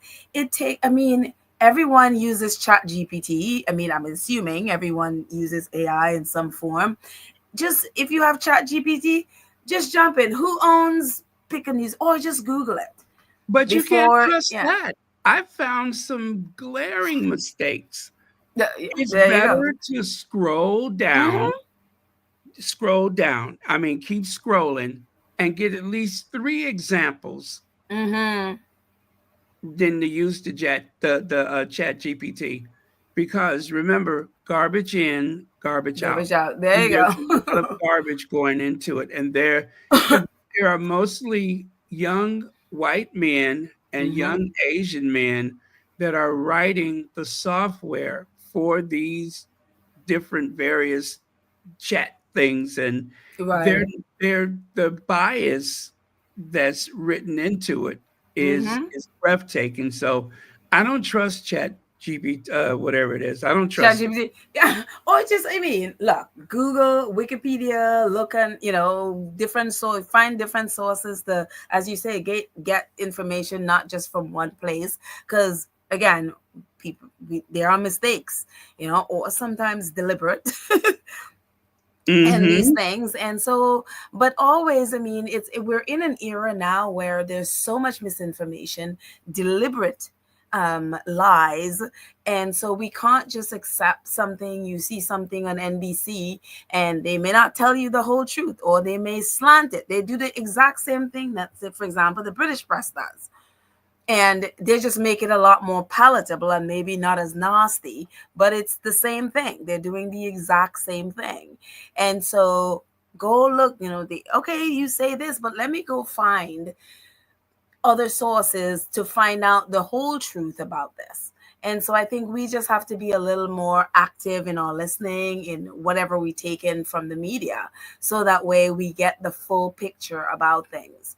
Because I'm like, one of the things I hate is I do not like being lied to, and nor do I like lying to people. So I'm Mm-hmm. always like, okay, let me go find out what the truth is behind whatever it is you say. So yeah, Well, and I think, and that's why they wanted to get rid of TikTok, is mhm, because those young people were yep, not accepting that money to lie about the genocide. They yep, were not accepting that money. yep, And so that is why it had to go. And mhm, then what do? They take it away and then remake it in their own image and then mhm, put it back. mhm, Now you can't really trust it as much unless you know the individual content creators and trust that one. right. But if there's somebody new coming down the pike, you have to be very wary of that person or Exactly. person. And there's a lot more censorship on TikTok. Like, I have not used TikTok since they banned it. I have not been on TikTok. I'm like, no, this is not free at all. This is censored, and I'm just not interested in that. So the account is just sitting there. So yeah, and I had only just started using it, and I was Well, if like, you have your no. favorites though, because I still trust that curly head kid, the one with the Oh yeah, what is it? The nice guy or something like that. He's called. Yeah, yeah, yeah. He is and then definitely the legit. champagne socialist. I love him. Yeah, he's definitely legit. And on X, I pretty much just the majority of times I just follow Palestinian journalist accounts on X. So yeah, but yeah, yeah, I'm not really into this. Like, what are y'all afraid of? You commit crimes, and then you're afraid, that people call you out. What do you expect? I'm just What was like, that Harry said? They're afraid of losing the message or something like that. yeah, they're losing the narrative. They've Right. lost the They're afraid narrative. of losing the narrative. They've completely lost the narrative. I think the US press and the US government has gotten away for so long with just their propaganda, fooling Americans into believing things that are completely not true. And it's like, you look at some of the things that Americans believe, and it's just like, oh my gosh, the rest of the world must have been laughing at us for years, because they have been so successful at brainwashing Americans. And all of a sudden, people are not buying the nonsense anymore. And it's almost like they don't know what to do. Well, have you ever seen the Black Power mixtape? The Black Power mixtape? No, I Yes. haven't. No, Are you serious? no, I Black haven't. Power mixtape. It was co-produced by Danny Glover and I forgot who else did.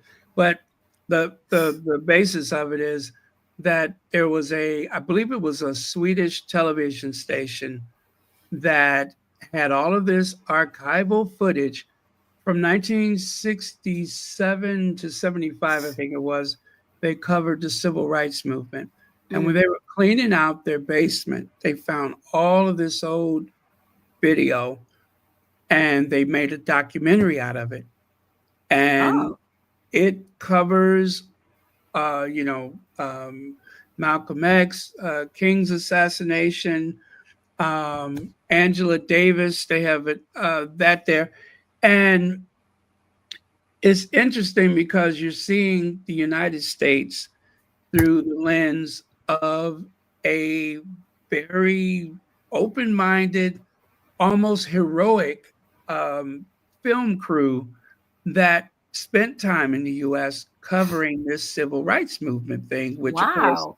they didn't have an equivalent of anything like that at the time. And Right. so it was big. You almost forget it was an international story Oh, for wow. so many people.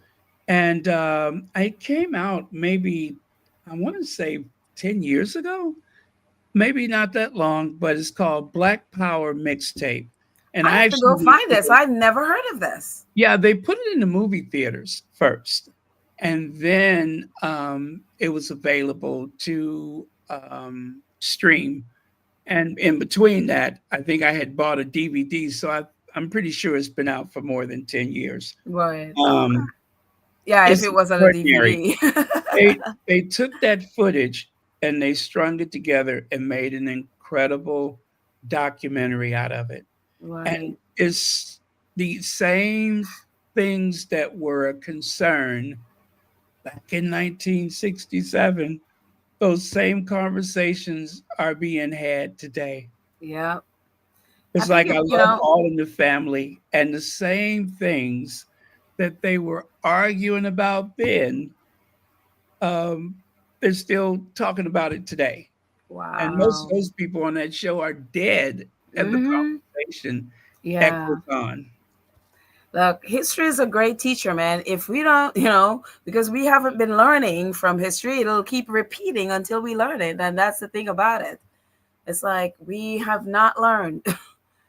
Hmm. And so things are all of a sudden, it's just like, oh, wait a minute, we are going backwards. Yeah, because you didn't learn from the past. So it's just repeating. You know what I cannot stop thinking about, but I'm not gonna I rarely speak on Twitter, and I don't want to start, things back and forth with people in the Sussex squad. But there were so many people prior to the election who referred to African Americans as selfish and this and that and so on and so forth.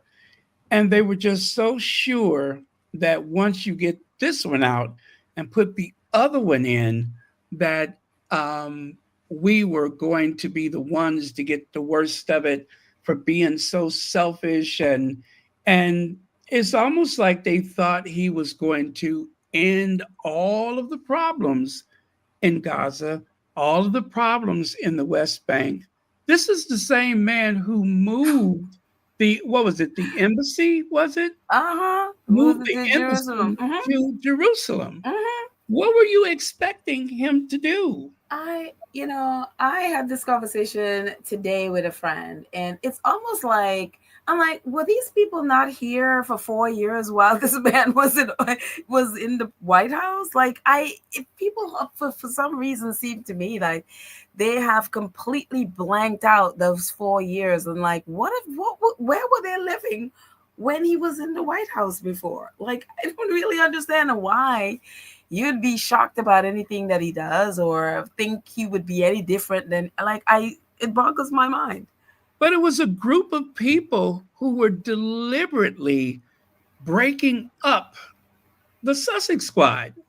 I mean, not that we're an organized group or something like that's far from the case, but they were deliberately pulling each other's chains. Anti-Black American, anti-Africans, anti, back and Mhm. forth. And I'm just like, okay, now that you all have gotten what you wanted, and let's just say us African Americans, we're still standing, we're still here. We have been dealing with this for centuries, so we got a handle on this. But Mhm. it's the rest. I mean, pulling funding from the U.S. aid is hurting some of those people that were talking all that stuff. Mhm. There's no way they could have saw that coming, to be fair. Right. Well, But yeah, again, it goes back to what we were talking about. Remember, we were talking about researching and finding out where things are, where things come from. I think as a nation, too many of us are ignorant about what the law says, what those bills that, they with like a million pages, it seems, what it contains, what branches, what fall under, or these departments that Trump is trying to get rid of, what, who they oversee.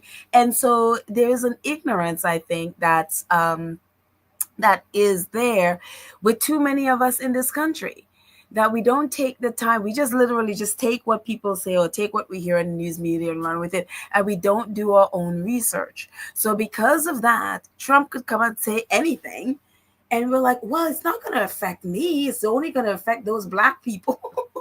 And then all of a sudden, you see he pulls something, and then it's like, oh, wait, I have Medicaid. What do you mean? That'll affect me. You know what I mean? exactly. And it's just, you see that Exactly. over and over and over. You see people, like, for example, in the farming, and they're like, yeah, I'm a Trumper, whatever. I'll be voting for Donald Trump. And now Trump is pulling aid all over the place. And you're like, oh, wait a minute. I had no idea how much money was going to South Africa and what it was for. But now, post-election, and Mhm. some of those people that were trying to put the Black voter in the US in their place, some of those people are from South Africa. Mhm.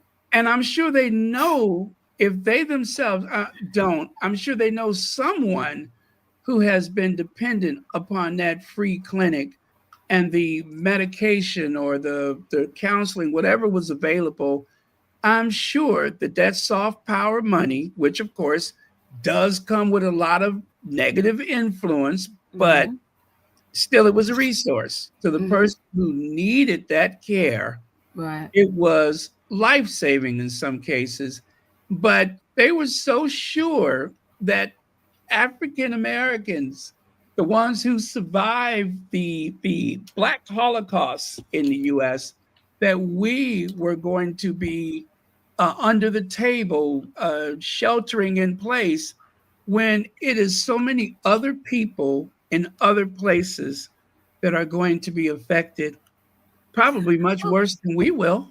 Right. The thing about it with Africa is I look at a country like Burkina Faso, and what President Traore is doing. Is a young military man who is just, he has declined aid from the World Bank. He's declined, he's basically kicked the West out of his country, and they I are love that literally, guy. I mean, I love oh my that God. guy. Ibrahim Traore, he is amazing. The things that he is doing in his little country that doesn't have a whole lot of resources. The other day I was listening to, I think it was like a little video clip, and they were talking about their main resources, their people. It's a landlocked country. There's no ocean. They're between, all around them are different countries. So basically, and the things that he is doing for his country, he's gone back home, and they are, I mean, just recently, instead of buying, they were saying, like, instead of buying himself a new plane, he decided to purchase 2 for his country. So now they have, like, I think 2 or 3 airlines for their country. They are now kicked out the West from their country. They are mining their own gold. They just built their own electric car. And it's amazing the things that he's doing. And that's the thing I feel about South Africa. Countries in Africa need to stop relying on Western governments to their funding. Because if you're getting funding from, whether it's the US, whether it's the UK, whether it's Germany or France, whatever, they are not giving you money out of the kindness of their heart.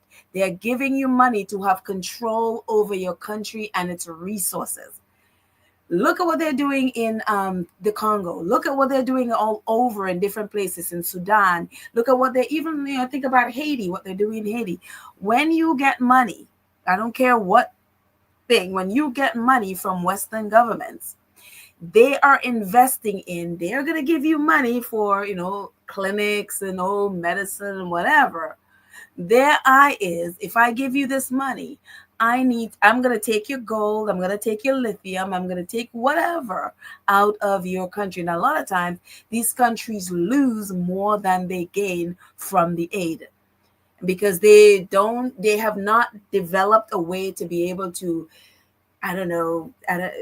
use their resources in the way that they should be. For example, what Burkina Faso is doing right now. I think I've talked at length. For example, the president of Kenya, who is just, I don't know how this, I'm like, Kenya, please get this man out of office. Every time I see him, I just like, oh. But they need to have leaders like Ibrahim Traore, who really are thinking about the people, who really are there to build up their country, and stop relying on the West. There's so much those leaders. Yeah, protect those leaders. Oh, they'll want to take them out. Right. There have been so many death threats on his life. Yeah. Yes. Once they get too successful, they will try to take them out. Next. Yeah, they'll try to take them out. It's just like I tell people, there's no reason why Venezuela is poor other than the United States meddling.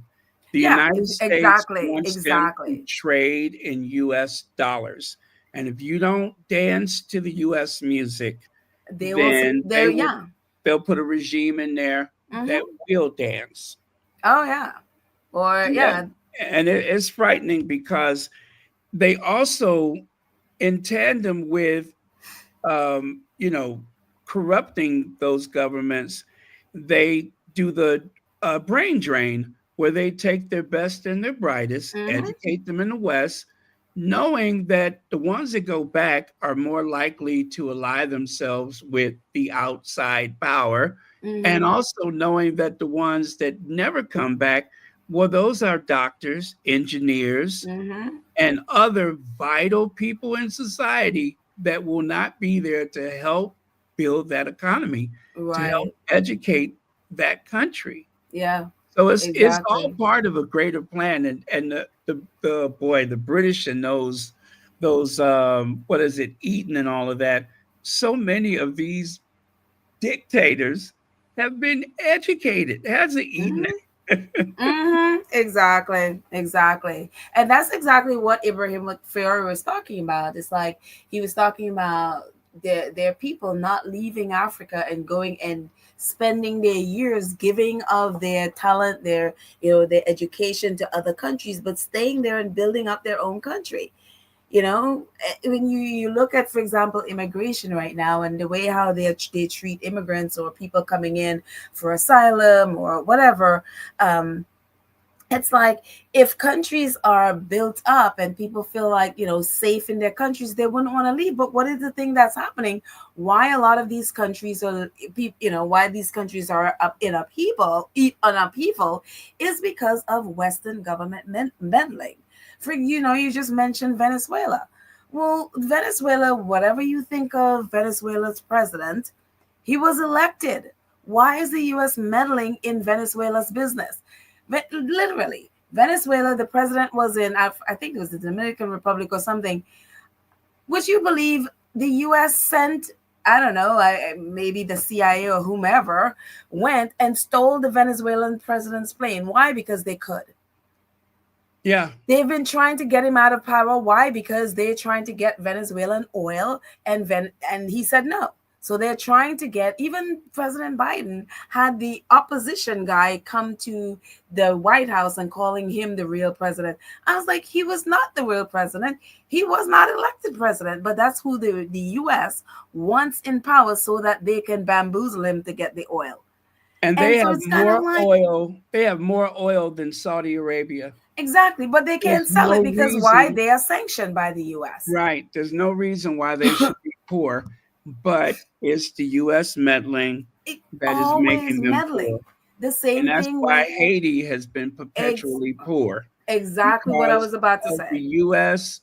and the French and everyone who co-signs with them to keep them poor. Exactly. And unfortunately, too many black people in this country just think, oh, they're backwards. It's a black country. That's how it is. And no, that's not how it is. They have been paying back that reparations to the slave holders for setting themselves free from slavery. They had to Exactly. pay for their freedom. And they only just finished paying, or have they ever finished paying? I don't know that they have finished paying, but what has been happening with the US meddling in Haiti is that Haiti, and I didn't realize Haiti has these minerals in the mountains or whatever, and the US has been taking those minerals from them. And so Haiti, there should not be any poverty in Haiti. But again, the US going in and like, oh, we're here to help. And it's like, no, you're not. Again, the minute you take aid, is like, that is not, even now, they talk about US aid and all of that stuff and all the places that they give money to. Yeah, look at the conditions of those countries. Look at the conditions of those countries and tell me if that country was better off with US aid. And even better, take a look at the history of the United States involvement in those countries. Exactly. You'll be shocked by what you see. Or actually, maybe you won't be shocked because you probably know already. Well, they're not even hiding it. I remember a few months ago, I even talked about this on our podcast, is that Bolivia had just they reelected their president. Again, whatever you think of the president, you don't have to agree with whatever it is he's doing, but he was reelected. The US didn't like the fact that he was elected. They want his opposition because, again, Bolivia has resources that the US wants. They have minerals that the US wants. What did they do? The CIA sent in they basically created a coup in the country to try to take him out. And he was able to thwart it, and they arrested the people who were, trying to overthrow him. And it's funny because there was an interview with I guess he was like a former CIA person or whatever. He was on there laughing about it. He wasn't even hiding it. And it's just like, are you serious? Yeah, it doesn't mean anything to them. They were laughing about the fact that they sent in people to overthrow a democratically elected government of Bolivia. Well, and it's just like, oh my gosh. We only invade countries that can't fight back. Yeah. This is craziness. So for me, I think African countries need to just stop. There are enough resources in Africa, in different African countries, for Africa to take care of itself, to take care of the continent. There is no need. They just have to elect people who really care about the country and not just, lining their pockets with foreign money.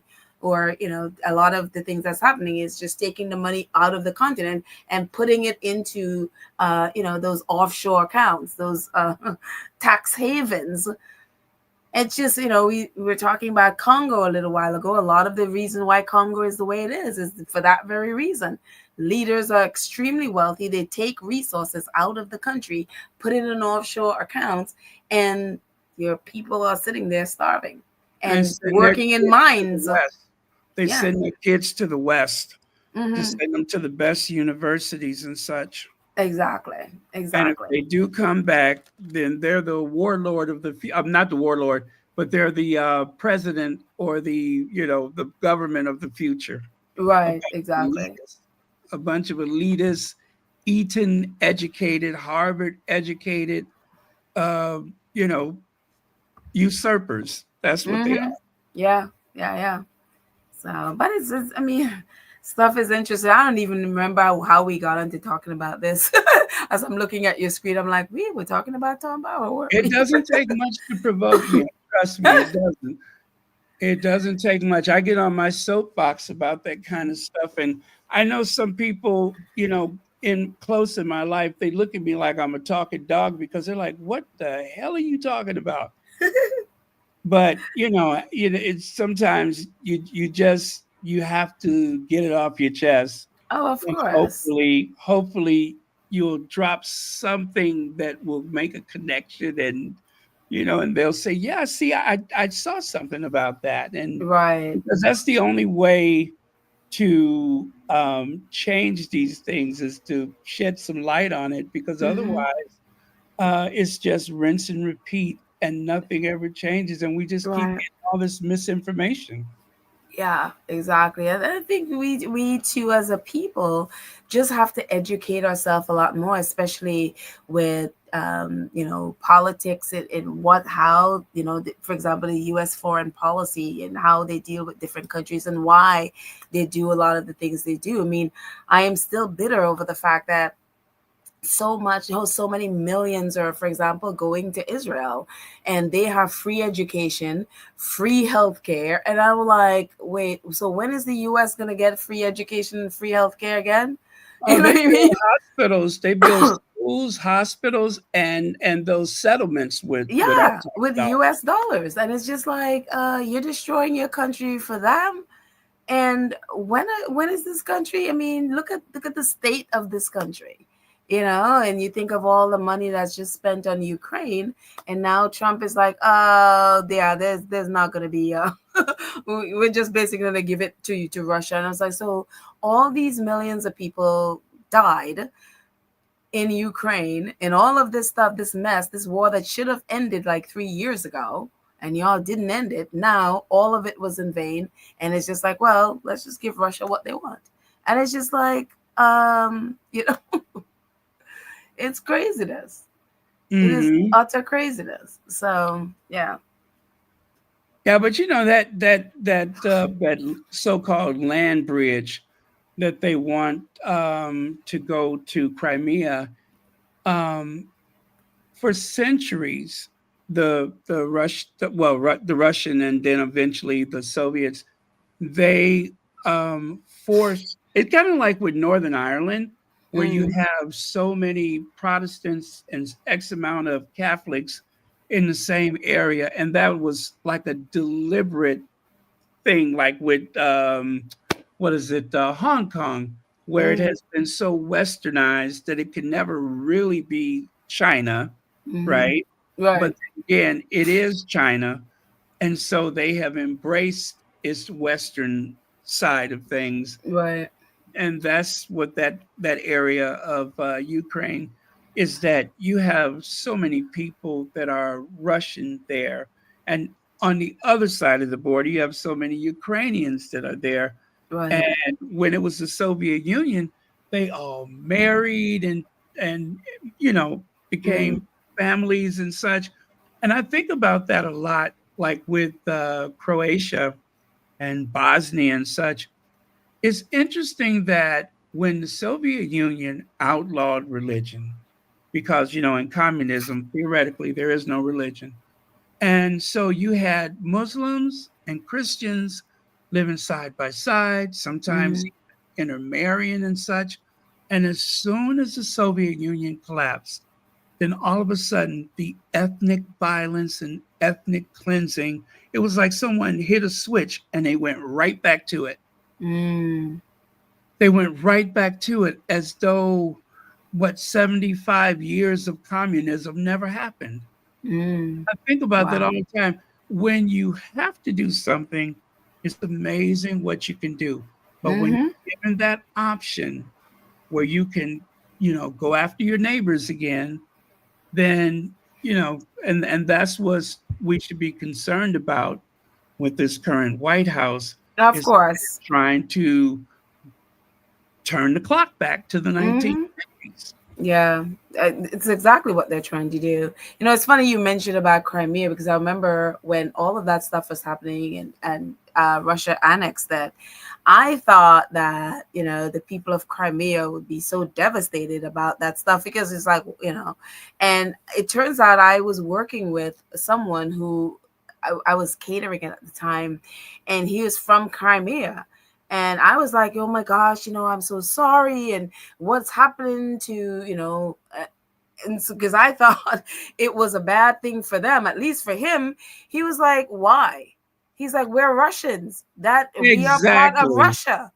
And I was sitting there like, wait a minute, you're not upset? He's like, no, we are Russians. That's like going home. We are not Ukraine, we are Russians. So I think I was just like, oh. I think it was either Stalin or Nikita Khrushchev. I think it was Stalin who gifted Crimea to Ukraine Yeah, it for didn't their belong to them. cooperation during the build up of the Soviet, something like that. But it was Russian and it was Mhm. gifted to them.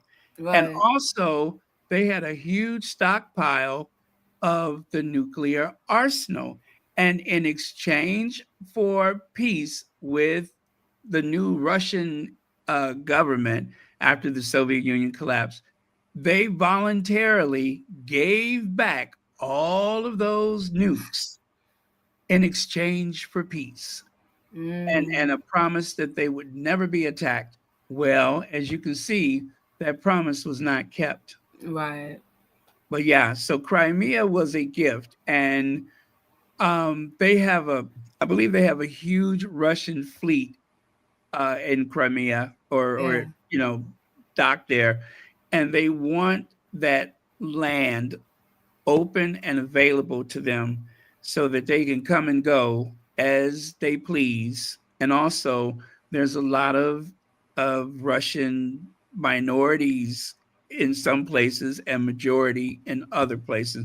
That's why I say that whole area has been so intermingled and deliberately, for lack of a better word, corrupted by the Russian czars because they wanted to make sure that there would not be an uprising from Ukraine to take things back or Mm, to, plot against Russia because they have a they ethnically they're Slavics. They're pretty much the same people. mm. But it's like the Hutus and the The Tutsis or Tutsis, whatever. yeah. Um, one has always been better educated and had more things and good at this, and the others, they've had their equivalent, but yeah. So on the outside looking in, I only know a little bit about it, and I know that it's a bit of a nightmare trying to sort it out where everybody's going to be happy because there's no Right. defined border that makes sense based on who lives where. Right. Don't you just love it that they're like, well, I'm gifting you this country. It's the same thing the UK did with Palestine, and did to Palestine by having Israel move there. It's just this idea that you have the power to gift a country to someone else or move people into, which is what they're trying to do now with Palestinians, is move them out of their own country. And it's just like that you think you have the power to do. It's crazy to me. It is unbelievable, the hubris of some people. Well, Trump speaks it first and see how people react Mm-hmm. and then make the next move. But chances are it's all just a bunch of bluster. I think that the outcome will be more nefarious than this whole idea of creating some type of what do you call it, resort town and all that kind of stuff. Well, Um, that's been the plan, like for like a year and something now. I've been talking about this thing. That has always been the plan but because how they off the get there? coast, yeah, well, off the coast of Gaza is Hmm. trillions of oil, trillions of dollars in oil. I'm Hmm. sorry, not oil and gas that Natural Israel gas. want. Yeah, that Israel wants. That's the goal. That's the reason we've talked from the beginning. I've said from the beginning that's this whole genocide had nothing to do with Hamas. Is nothing to do with hostages. They didn't care about either. What they Hmm. have been after. I mean, Jared Kushner has been talking about this forever, about ripping down, especially along the coast of Gaza, and ripping down people's homes and building up resorts. I mean, they've been talking about this forever. I mean, even Netanyahu went to the UN and completely took, because they've been talking about the greater Israel, and he brought a map showing completely wiped out Palestine as if Palestine never existed on the map, And it's all Mhm. about taking over the Palestinian land. Why? The trillions of dollars of gas off the coast of Gaza. That's what the US and Israel wants. It's always been the case. It's always been about ethnically And cleansing that area of control of the Palestine. That's region. always been that case. They want complete control of the region, Yeah, this is what it is. Yeah. and all of that, like those governments, those kingdoms over there. I mean, they're just puppets. They're yeah, not, they were yeah. sheep herders 100 Yeah. years ago, and they just whoever the tribal chieftain was, they upheld those people, and gave them all the trappings of a European royal family, and that's what the royal that's what Queen Elizabeth, um, one of her roles was to legitimize other governments, Mm-hmm. and she was very good at that. That's why it's like if you are a newly minted world leader, you want that carriage ride down the mile. You want the state dinner because Mm-hmm. those little photos on your desk is a way to make it official that you are a what is that William wants to be a A global global, yeah. What is it? A global ambassador? No, a global. Oh shoot! Now I forgot. statesman. Yes, there you go. Global statesman. You if you have those photos at the state dinner, then it's official. You're a global You're a statesman. global statesman. But the thing about it is, like, when you look at how they have been responding, for example, say Palestine, with how these kingdoms, whether it be Egypt or it's whatever the other ones are around it, Lebanon or wherever, it's you see the cowardice, you see Hmm. the fear, you see that it's like, or Saudi Arabia or whatever, is that they're cowards. They will never stand up. They talk a big game, but when push comes to shove, they back right down. And Hmm. so it's just is very Oh, much did you see watching. the It's like King the of emperor's Georgia? no clothes. Yeah, wasn't he in the UK just a couple of days ago? No, he was in the White House and he looked like he was about to poop his pants. He looks so sad. He Isn't looks he the so one? sad. I mean, they're just puppets. They He are was just I there. think it was yesterday he was in the White House, Oh and he just God. looked so sad. It's like the emperor has no clothes with those people. It's just like they talk a big game. They're like, we're gonna get our army together and and it's just like, no, you're not. You're just talking. You just look pathetic. It's Yeah. yeah. Anyways, yeah. Anyway, I gotta do. Oh my gosh, Baron, it's 2:20. Oh, I gotta go, dude. Oh, okay. Okay. It's been a joy talking to you, pal of a girl. Thank you so much for the mixtape. It says Black Power Mixtape 1967 to 1975. Thank you. Yeah, make sure you check it out. I I don't know if definitely. you have any of the streaming services, but if you do, it may already be there because it Yeah, came out so long ago. that is so awesome. I had never heard of it, man. Oh my Thank God, it you. was so good. It was so good. I've seen it several times. Wow, I'm gonna definitely check it out. Okay, Definitely. well, thank you for everything, You're and welcome. you sound much better, and I sound worse now Yeah. Oh because no. I've been sick the past few days. So, Oh no. You see, you need to go up to Whistler and get the Whistler air. well, That's what you need to I've do. got Get the clean somebody's air. germs, even and I still wear my mask. I don't know Yes, how they got me. But definitely. they got me. Yep. Oh man. So take care of yourself. Ginger, honey, lemon, turmeric, and black pepper. Make that Ginger, cold. Ginger, honey, lemon, turmeric, and turmeric, and black pepper. Just a pinch of black pepper, like a teaspoon of turmeric, and put it all in there. It's a cure-all for everything. It's I it's think my I have daily drug. everything but ginger. I think I have everything but ginger. Oh yeah, ginger is a cure for everything. Hmm. So yeah, definitely get some ginger. So Okay, well, thank you so much, and we'll you're welcome. see. There I go. Uh, yes. Take care of yourself. All Okay, right, thank you. Baron. All right, Bye good bye. night. Thank you. Bye, squaddies. Bye. Okay, let me see here. Wow, there's still 1,000 people here. I'm shocked. Legs, thank you so much for the super chat. And thank you, Deborah Anderson, for the super chat. And People's Duchess, let's see, Prince Harry got the, yes, the black wife effect. Absolutely. Thank you so much for the super chat. Let's see here. You said Gargamel, Grimace, Clicky, and Smacky. Let me see. That's Tom Bauer. I haven't seen Rebecca English for a while. And then of course, Clicky, that's Anana, and Smacky, that's Angela Latrine. Yes. Wow, the fact that I was able to figure all that out. Wait, the fact that you know it says a lot.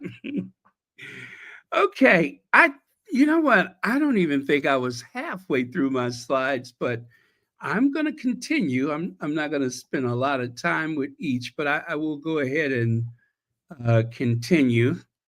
Let me see here. All right. Oh, you know what? I'm on the wrong day. There it is. That's where I should be. Yeah, so I think it's we talked about him. He got the rugby trophy from Harry in 2015. And so this is present day. And then that was 2015. Harry is wearing that Steve Harvey suit.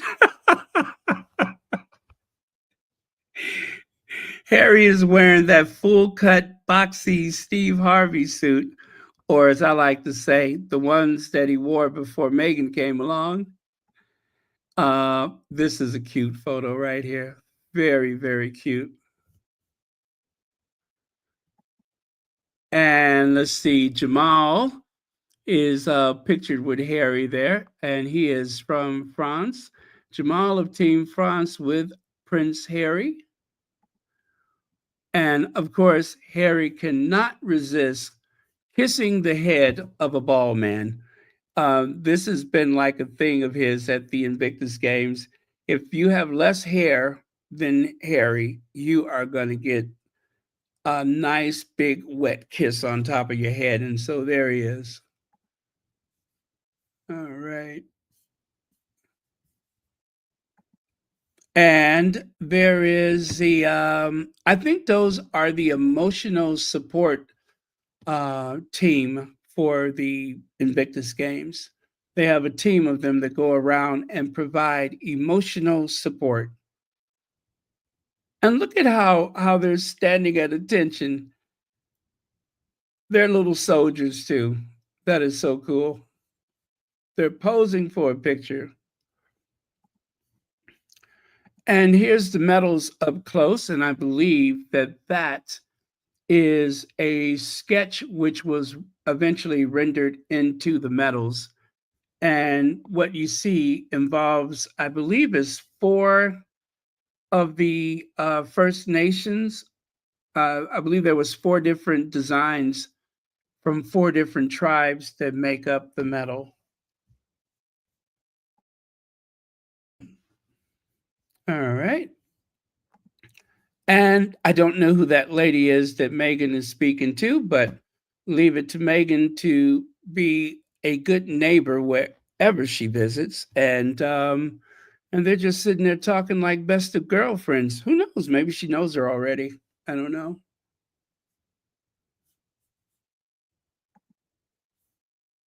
Oh, what is that? His name is Terrell Jermaine Starr. He is an independent reporter out of Ukraine. They were to be, they want to be independent of Russia. Oh, I'm sure they do. I'm sure they do. And of course, I was rooting for, I'm still rooting for Ukraine. I don't know why I have always wanted to go to Kyiv and Odessa, but I've always wanted to go there. Just like I used to have this fantasy about going to Prague and Budapest. Well, I went to Prague and Budapest, And so that's just one of those places where I just always wanted to go. So who knows? Hopefully I get a chance to do so one day. Now, let's talk rings. Meghan Markle's engagement ring is the most popular in the world, even though fans believe she may have altered it for a fourth time. Well, if they believe that, they're not a fan, okay?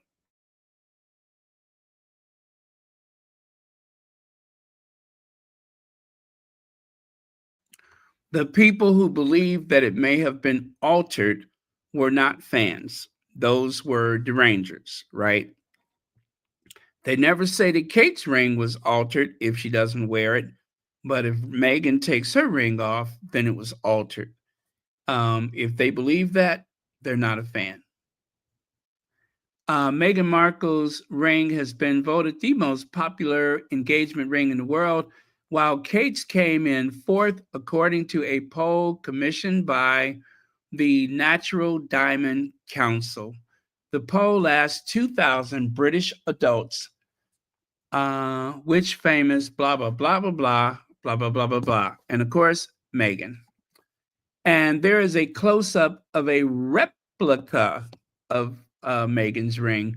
You can actually buy a beautiful replica of the ring, with cubic zirconia, of course, not the real thing.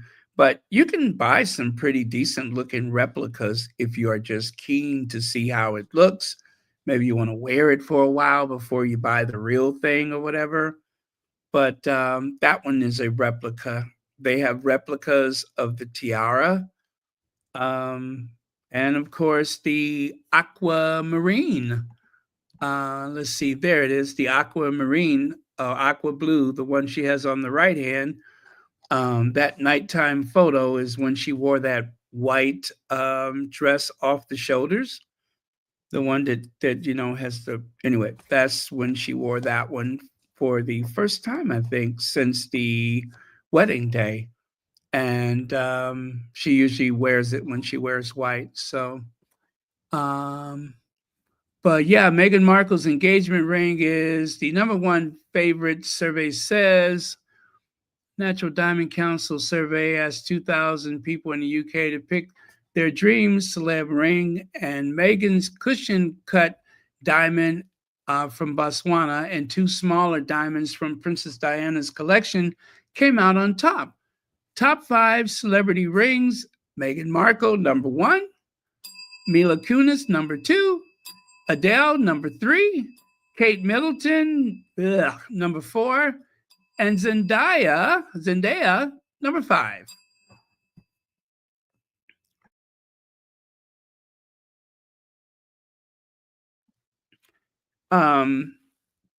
What people want on their ring? What people want in their ring? Okay, I had enough of that one. Next. And check this out. This is photos of Harry since Meghan has gone back home. And yesterday, he looked a little blue, but he's back. He's back. And I had that one twice. And check this out. He's a tall drink award, isn't he? Prince Harry and Meghan pictured with Premier David Eby and his wife Kaylee Lynch, maybe, at the Invictus Games 2025 welcome reception. Gosh, he's got to be about 6'5", I think.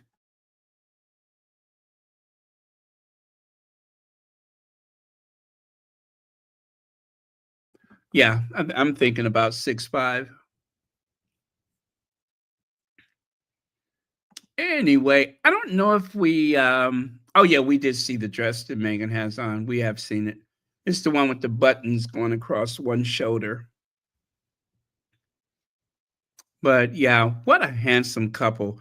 And look at how well that suit is fitting the Duke of Sussex. And these are some more of those second day photos. Yeah, those are some more of the second day photos. I think that was late night, first day or second day, something like that. And let's see, Monday, February 10th. Oh, you know what? That's an old schedule. Why did I put that up there? Nah, never mind. Never mind. And take a look there. Center stage, Harry. Backstage, his brother.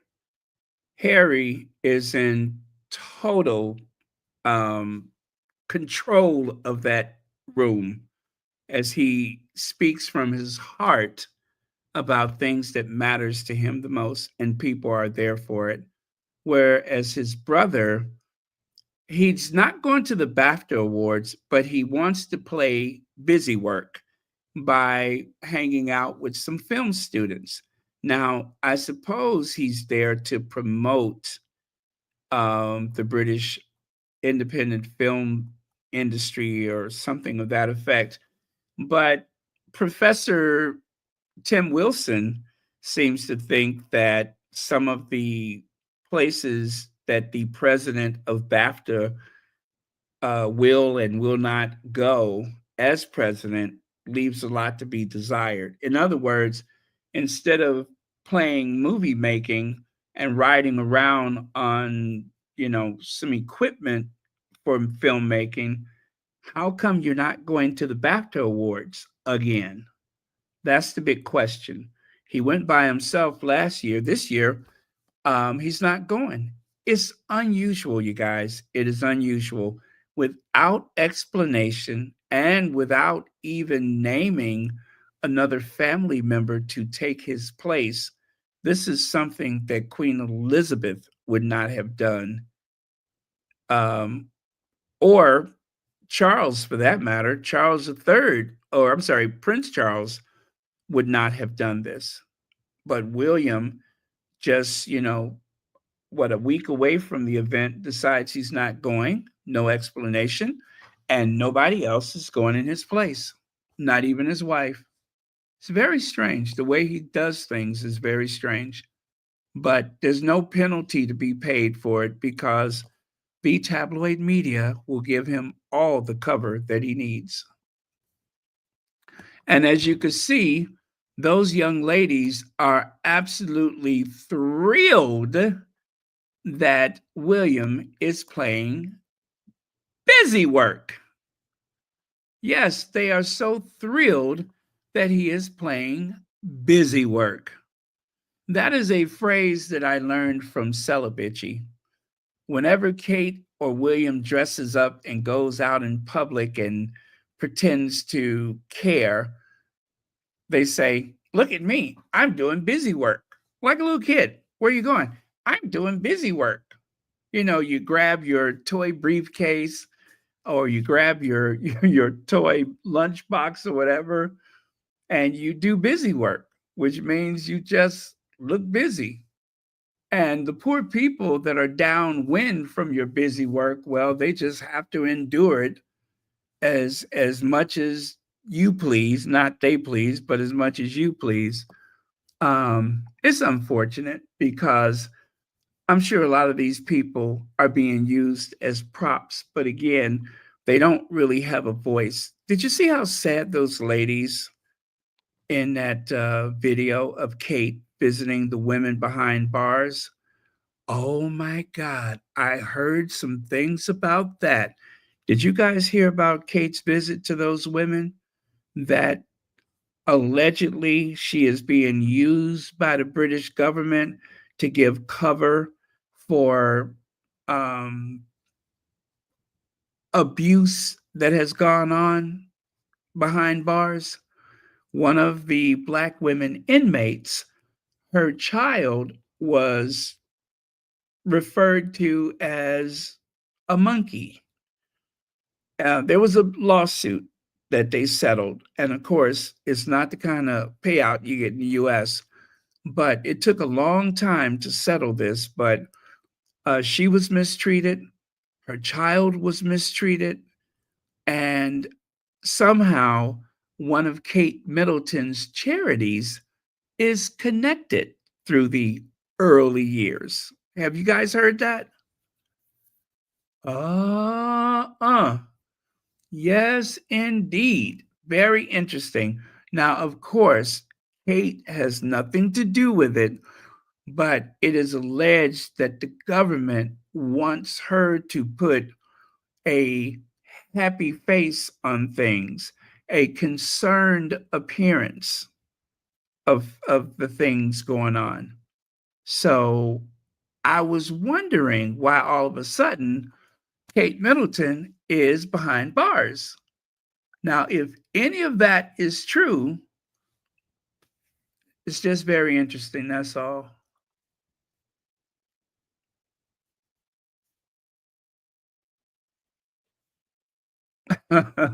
Yes, yes.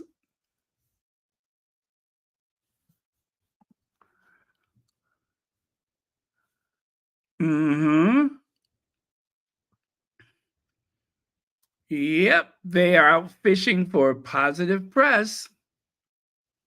Yep, they are out fishing for positive press.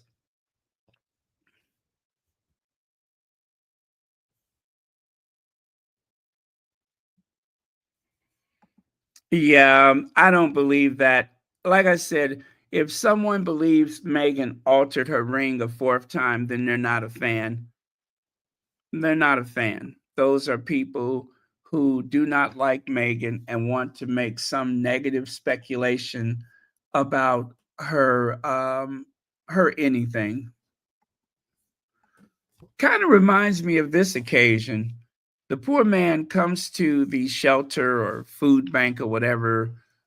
All he wants to do is to work and be left alone, I'm sure. But instead, here comes the cameras. Here comes the cameras. And you know, it is amazing how many times are they going to tell us that Will and Kate has done something completely spontaneous, even though within seconds you start seeing a professional camera crew within seconds.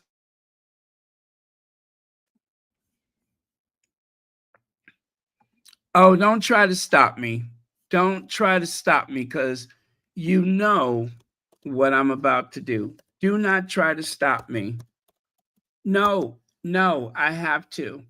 Because every time we have this discussion, it is necessary for me to point out that poor woman who was seated right next to Camilla. She didn't even have a chance to get her hair done. She couldn't even get her hair done. She ain't even get a chance to go to the beauty parlor because she just thought it was going to be a little, in and out day. But instead, she get there, and all of a sudden, here goes all those cameras looking in her face. Yes. Good morning. Good morning. Thank you for coming. There you are. So you're really about here? Yeah, I am. Yes. Great family. So how long? So how long?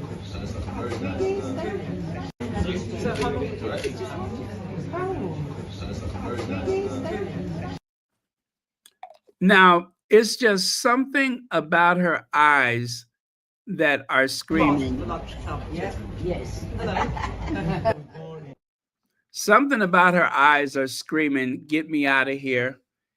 I didn't ask to sit here. Y'all didn't tell me she was coming today. It's that way she kind of shakes that head left and right. She is hot. She is cross with somebody. Uh-huh. When I get home, when I find out, poor lady, she didn't ask for that.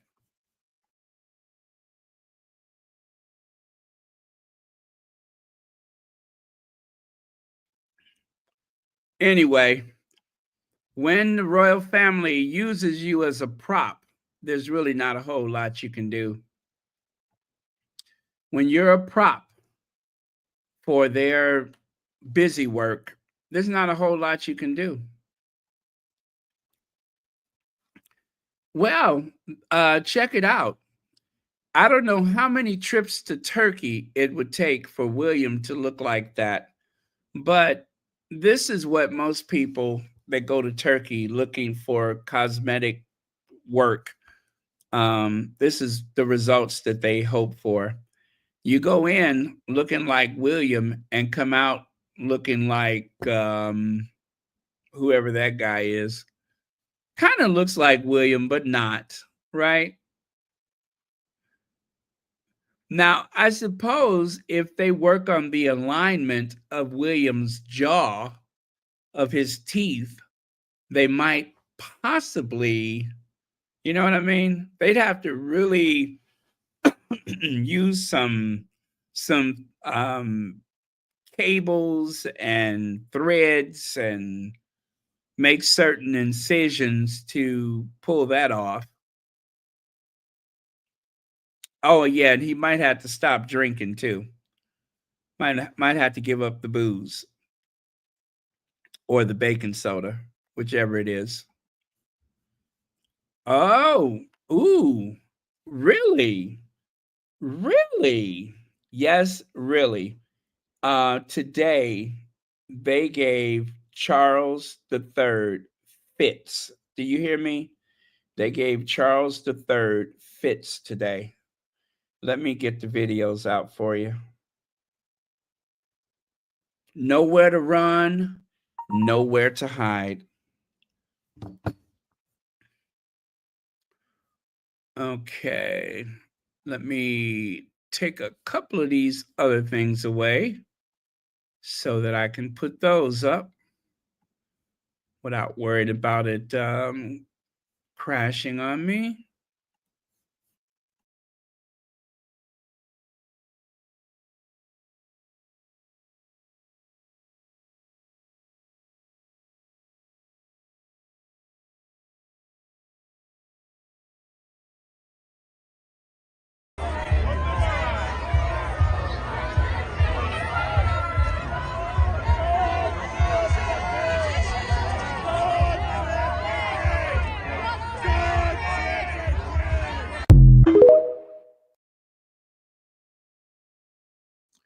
Did you hear that? God save the Queen. I'm sorry, the King.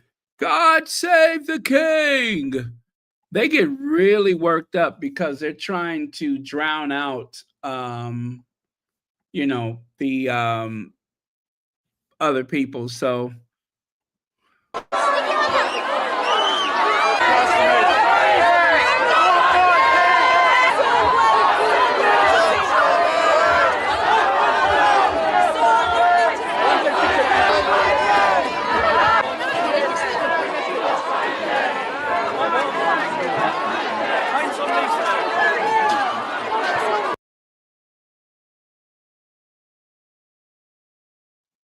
I do believe they said, not my king. Breaking news, local Republic activists in Middlesbrough, is that how you say it? Middlesbrough, have told Charles he's not their king. Yeah, he's not their king. And on the, and it's coming up very soon, the Commonwealth Day is coming up very soon. Local Republic activists organized the protests in Middlesbrough today. Expect more and more protests from local groups up and down the country at royal events. Well, they are putting them on notice. They kind of slowed down over the winter months, but they are putting them on notice that we are going to be all over you like a cheap suit. So get used to us because there are going to be increased protests. And they're going to have a really big rally at the Troop in the Colors. So I cannot wait. It is going to get very loud.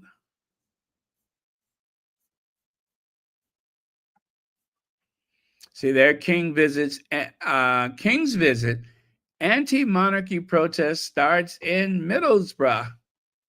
So this is before the crowd arrived. There was just a handful of them, but then all of a sudden there were quite a few more. So, oh, look at there. What a warm welcome for Charles III. And they're the ones against the bike rail there. They're just kind of mixed in with a lot of the protesters who seem to be right over their shoulders.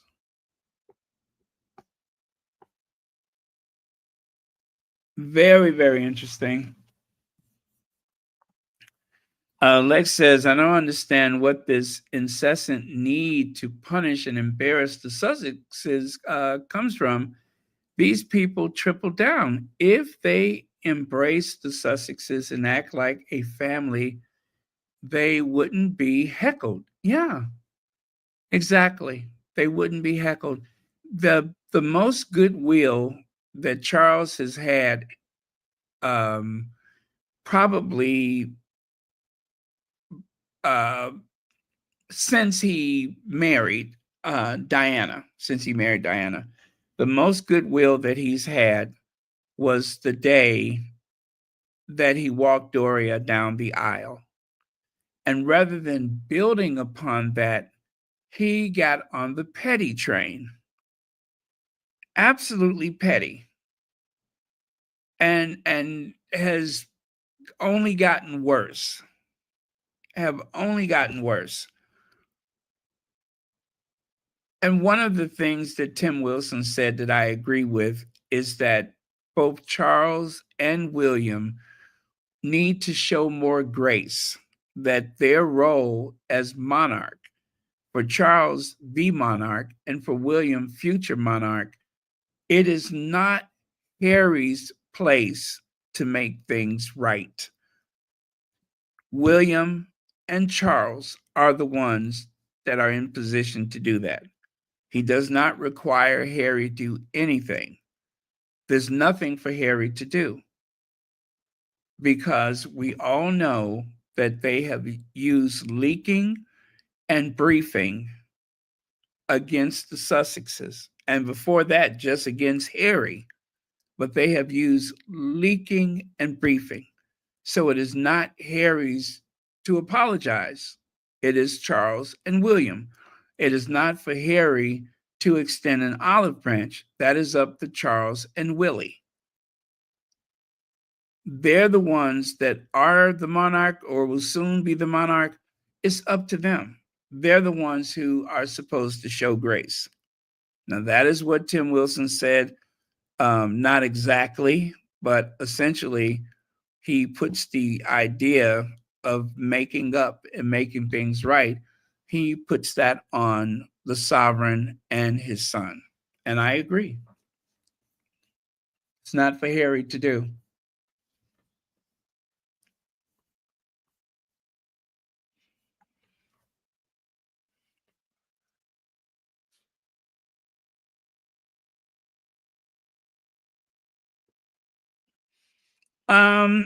You know, for the sake of the monarchy, he needs to do it. For William's sake, Charles needs to make things right. And for the future of that institution, Charles needs to make things right. Because right now, there's they're educating George, the future King George. He is getting a fine education of pettiness and vindictive behavior.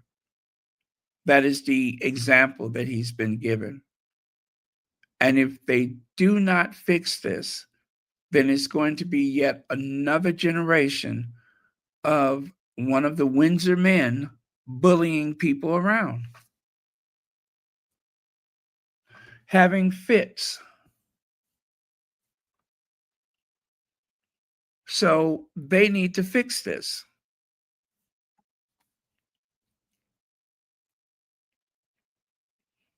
And that the public accepts the mistreatment from one family member to another. that the public accepts that and they do not require anything different. I mean, yes, don't get me wrong. There's a great deal of people in Britain, I would say the majority, who just wants things to be good again.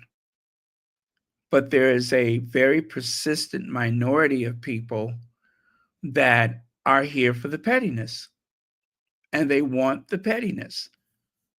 They believe that there is a divine right of kings and that Charles should have the last word, right, wrong, or indifferent. He's supposed to always do as he darn well please and never apologize to anyone.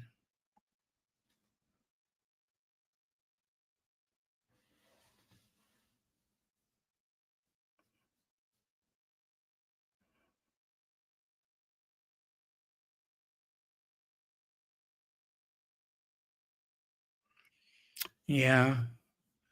Thank you, Lex.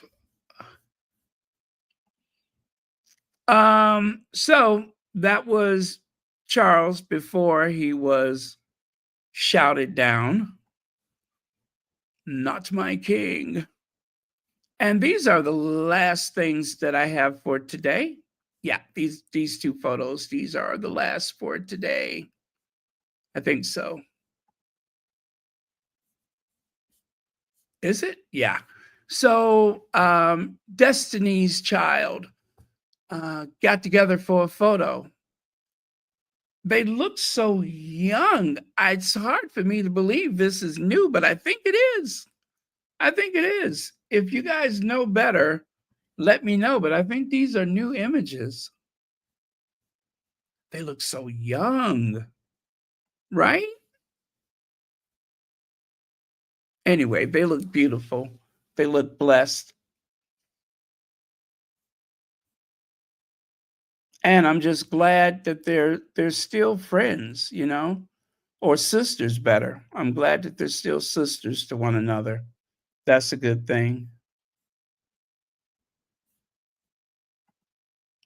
And with that, you guys, thank you very much. Again, thank you, Petal, for joining us. And thank you guys for hanging out. I really do appreciate it. We talked about a variety of things, all of which I feel was very important. But do your research, as Petal said. Do your own research. That is so important. Let's see. Oh, I got to put something on the screen, don't I? I'm just sitting here with a blank screen.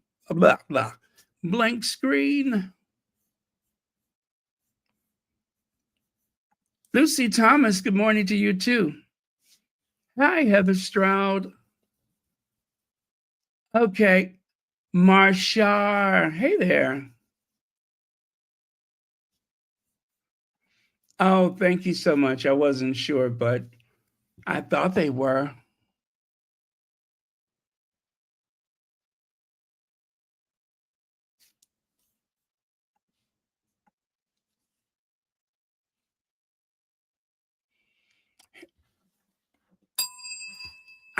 Agreed, Helen. Agreed. Most people are just thinking about how are we going to heat our homes. Am I going to have another meal today? I think that's what's on a lot of people's minds. So you're absolutely right. Absolutely right.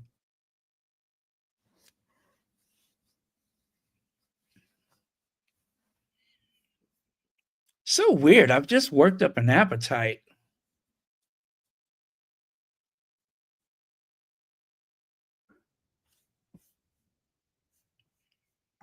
Yeah. Anyway, I'm not going to eat anything. You know what a light, fussy eater I am.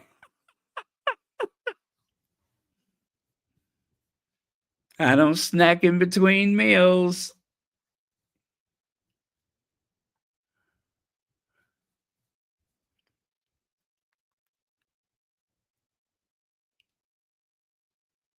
Oh, that's so true, Legs. That is so true.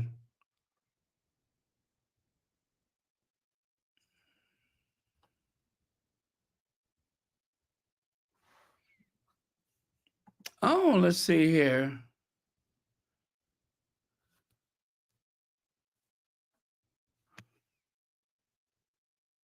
Oh, well, I hope that it was a great success. Oh, you said next surgery on the 20th. I hope it is a great, great success. I pray it is.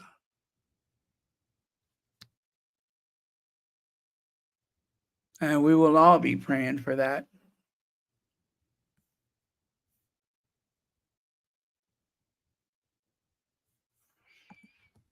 Unforgettable, that's what you are. And forevermore, something, something, something. I used to love that song. Well, I still do, but I haven't listened to it for years. But and that's why, darling, it's regrettable that someone like you is so unforgettable. Thinks that I'm unforgettable too. Good night, everybody. Unforgettable in every way. And forevermore, that's how I'll stay. Or no, that's how you stay. Yeah, I told you I forgot the words.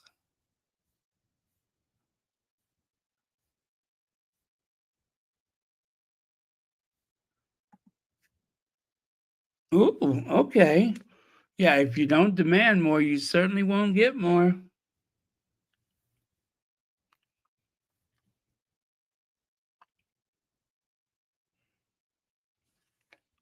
Well, you all are definitely putting some wisdom out at this hour, and we do appreciate it.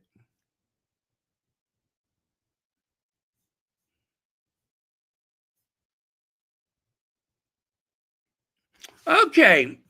Well, that's a wrap then. Good night, everyone. Love you. See you next time.